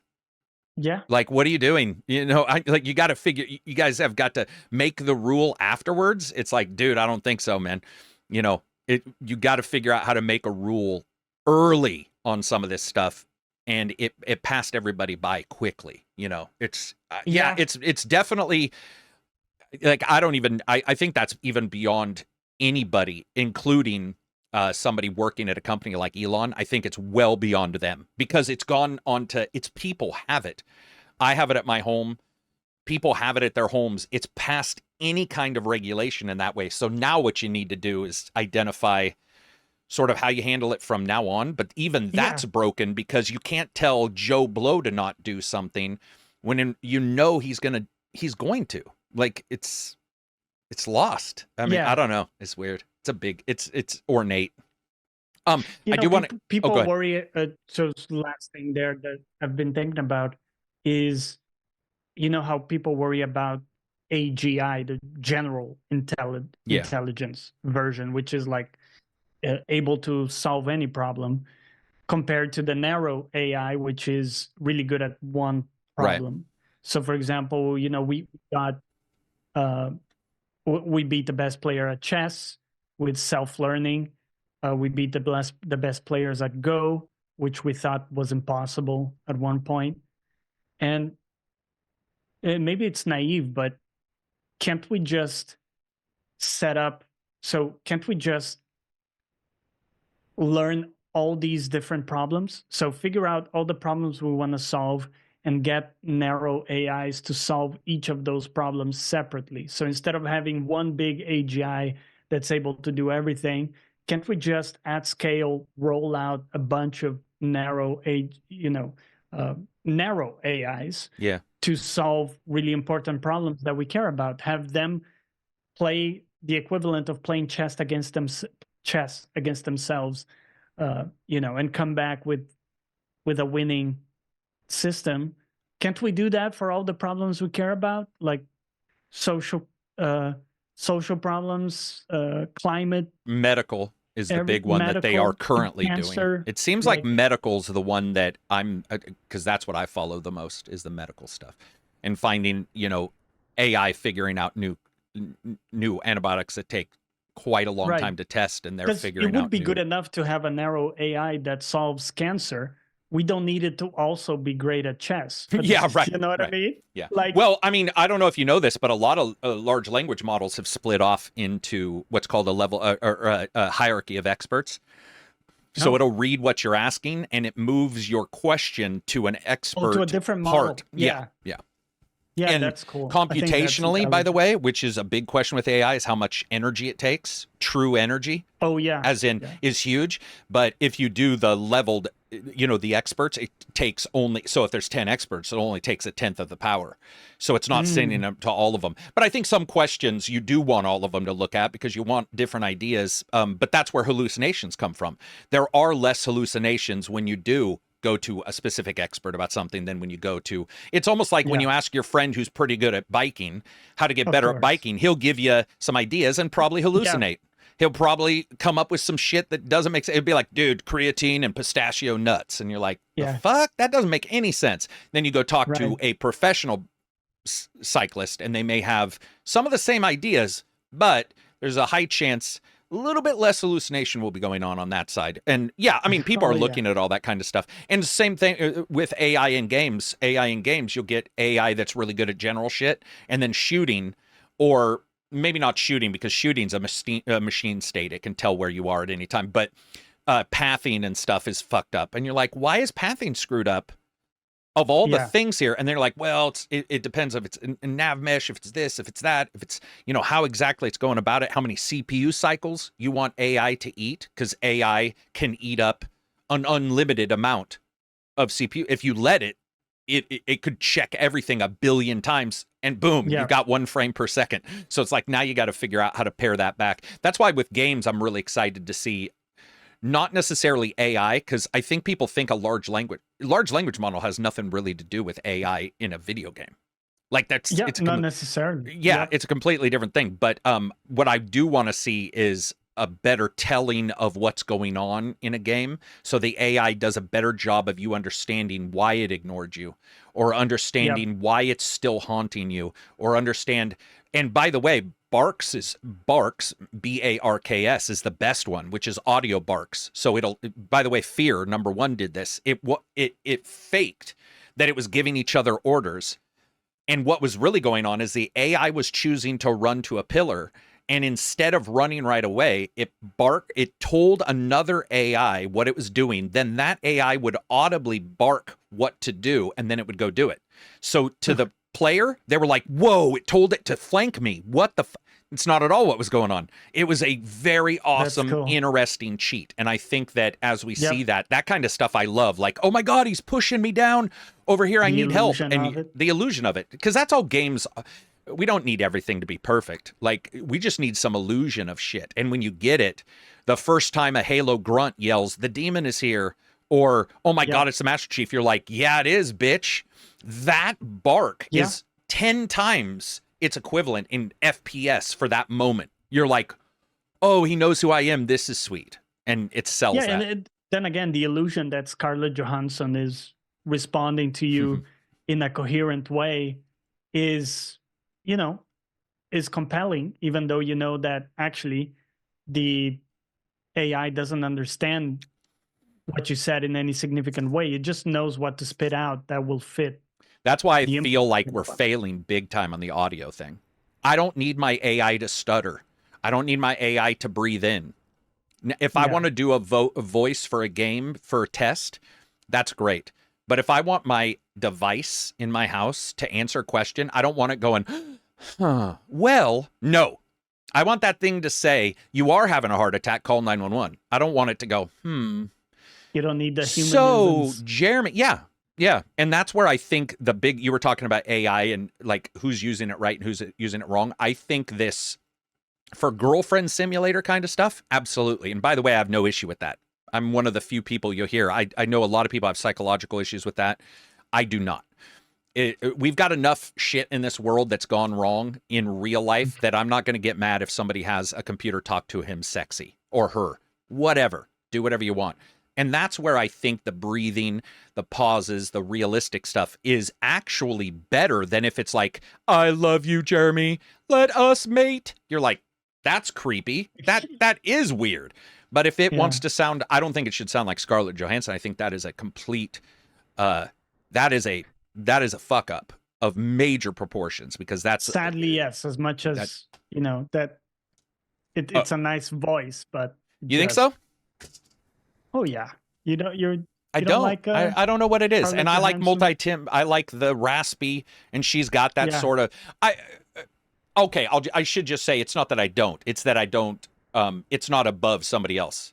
I mean, if they were talking to me sexy, it's better them than like, you know, Denzel Washington. That'd be a little off if he's like, "Hey, Jeremy," but hey, Jeremy. Yeah, did that get removed? It probably got removed. But speaking I think they had to change it. Yeah. To wrap this back around to games, that's going to be the big thing that I'm sure, you know, people, you know, there's probably not a lot of people still here because they're like, why aren't they talking about games? I've been trying to roll it back to games as much as possible because I know that it is a gaming podcast.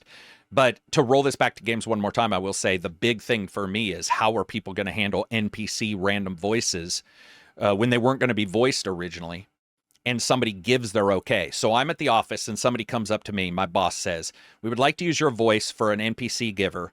Do you want to, we could have you record the lines and rent out or do you want to record a voice? And all the guy's going to say is go over there, go over here. You're going to be NPC mercenary number 5. To me, personally, I would sign an NDA that says you can only use it for that game and at that time. Those uses, I think, sky's the limit on. That is incredible. Not taking other people's voices, but I'm talking about saying your own staff and saying, would you like to be in the game? You know, if you would, you want to be NPC 5, sign this paper. You can't use it in perpetuity. There we go. You can only use it for this. Great. So, by the way, that's passive income for the artist. If they do it well. If they do it well. If they get paid, you know, in the proper procedures, like you said, and everything, they don't have to record the lines. They just passively get royalties for that project, right? Yeah, I like those ideas, and I think that sky's the limit for that. But it's also because I play enough games that I can tell you a lot of spoken stuff is as bad as I would do it, which is bad. So when I do hear a bad vocal part in a game that's a side character, and I know that, let's say I've heard an interview and one of the texture artists who did a GDC has a really good voice, I'm like, damn, would have been cool if they got that guy's voice, threw it in there. Dude, 100%. Some of them are phoned in from like your bro Cadiz, like it's just hello, and it's okay, I am Bob. It doesn't have to be like you said, you know, NPC number 5 that you're gonna talk to a few times. Doesn't have to be the most memorable. Right. I would like him to be Liam Neeson on every. No, we don't. Well, he's done some shit movies too, but you know, we don't. Yeah, it's and the same thing. I think the one place I've noticed with all my testing is music is where it's still really bad. The level of identification of something being voiced, especially with the newer models, gets up into the 85%, where 85% of people won't notice that if it's like, especially if it's quick and there's music in the background or sound effects. But music, Johnny, I love Suno, I love messing with it, but that shit, I mean, like, it can't hold. You were talking about repetition. AI cannot figure out how to repeat well. And so you do write a song for Suno and you'll run it and you'll be like, okay, let's see, can this make a song about, you know, muffins and Fallout? And you listen to it and it like every chorus is a slightly different, and not different in the artist rubbing some dirt on it different, but different in where you can tell it doesn't know what it did a billionth of a second prior. I think memory is the big thing. The context is probably something that I can't wait to see it. I can't wait to see more fixing of old textures. I would love for a game company to say, we're doing a remaster and we're going to touch up all the textures and blah, blah, blah, but we're going to spend our major resources on making this thing feel fucking current. You know, where a lot of remasters still are on that hedgy edge of here's just a game that's got slightly better textures. I would love to see them, you know, use upscaling systems to get those, getting textures look better, get geometry looking better.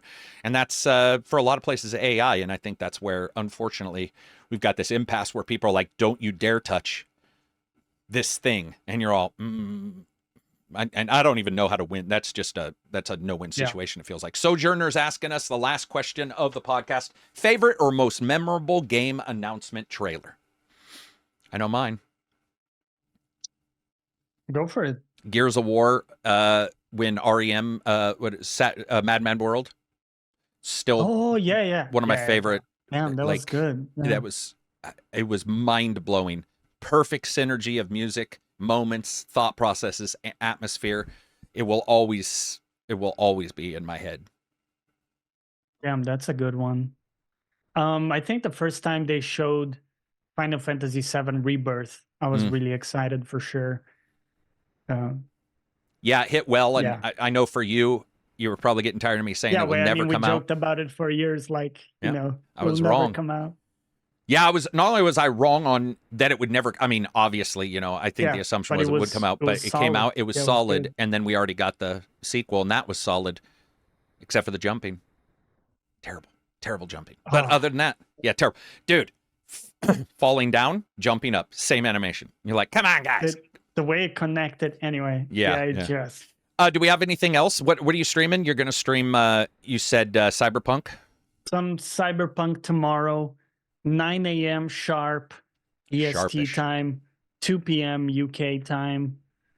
Get in there. Johnny Plays Live is his website / Twitch. If you guys get a chance, thumbs this up. If you've got this far, make sure subscribe, hit the all button, thumbs it up. If you go to Spotify, you can leave comments now. iTunes, you can leave comments. Sometimes we're going to riff like this, especially once we get through the news quickly, which is what we did today. So I hope some of you guys enjoyed this. I know, again, it is a gaming podcast, so sometimes you guys are like, oh, why are you talking about music? But I think it all comes back to games. By the way, let us know if you like when we talk about different stuff. Yeah, I'm always curious because we have heard that people do like it, but it's always anecdotal. I think in the last hour it's fine, which is what we tried to do. That's what I try to do. Yeah, just let our hair down the last hour, you know?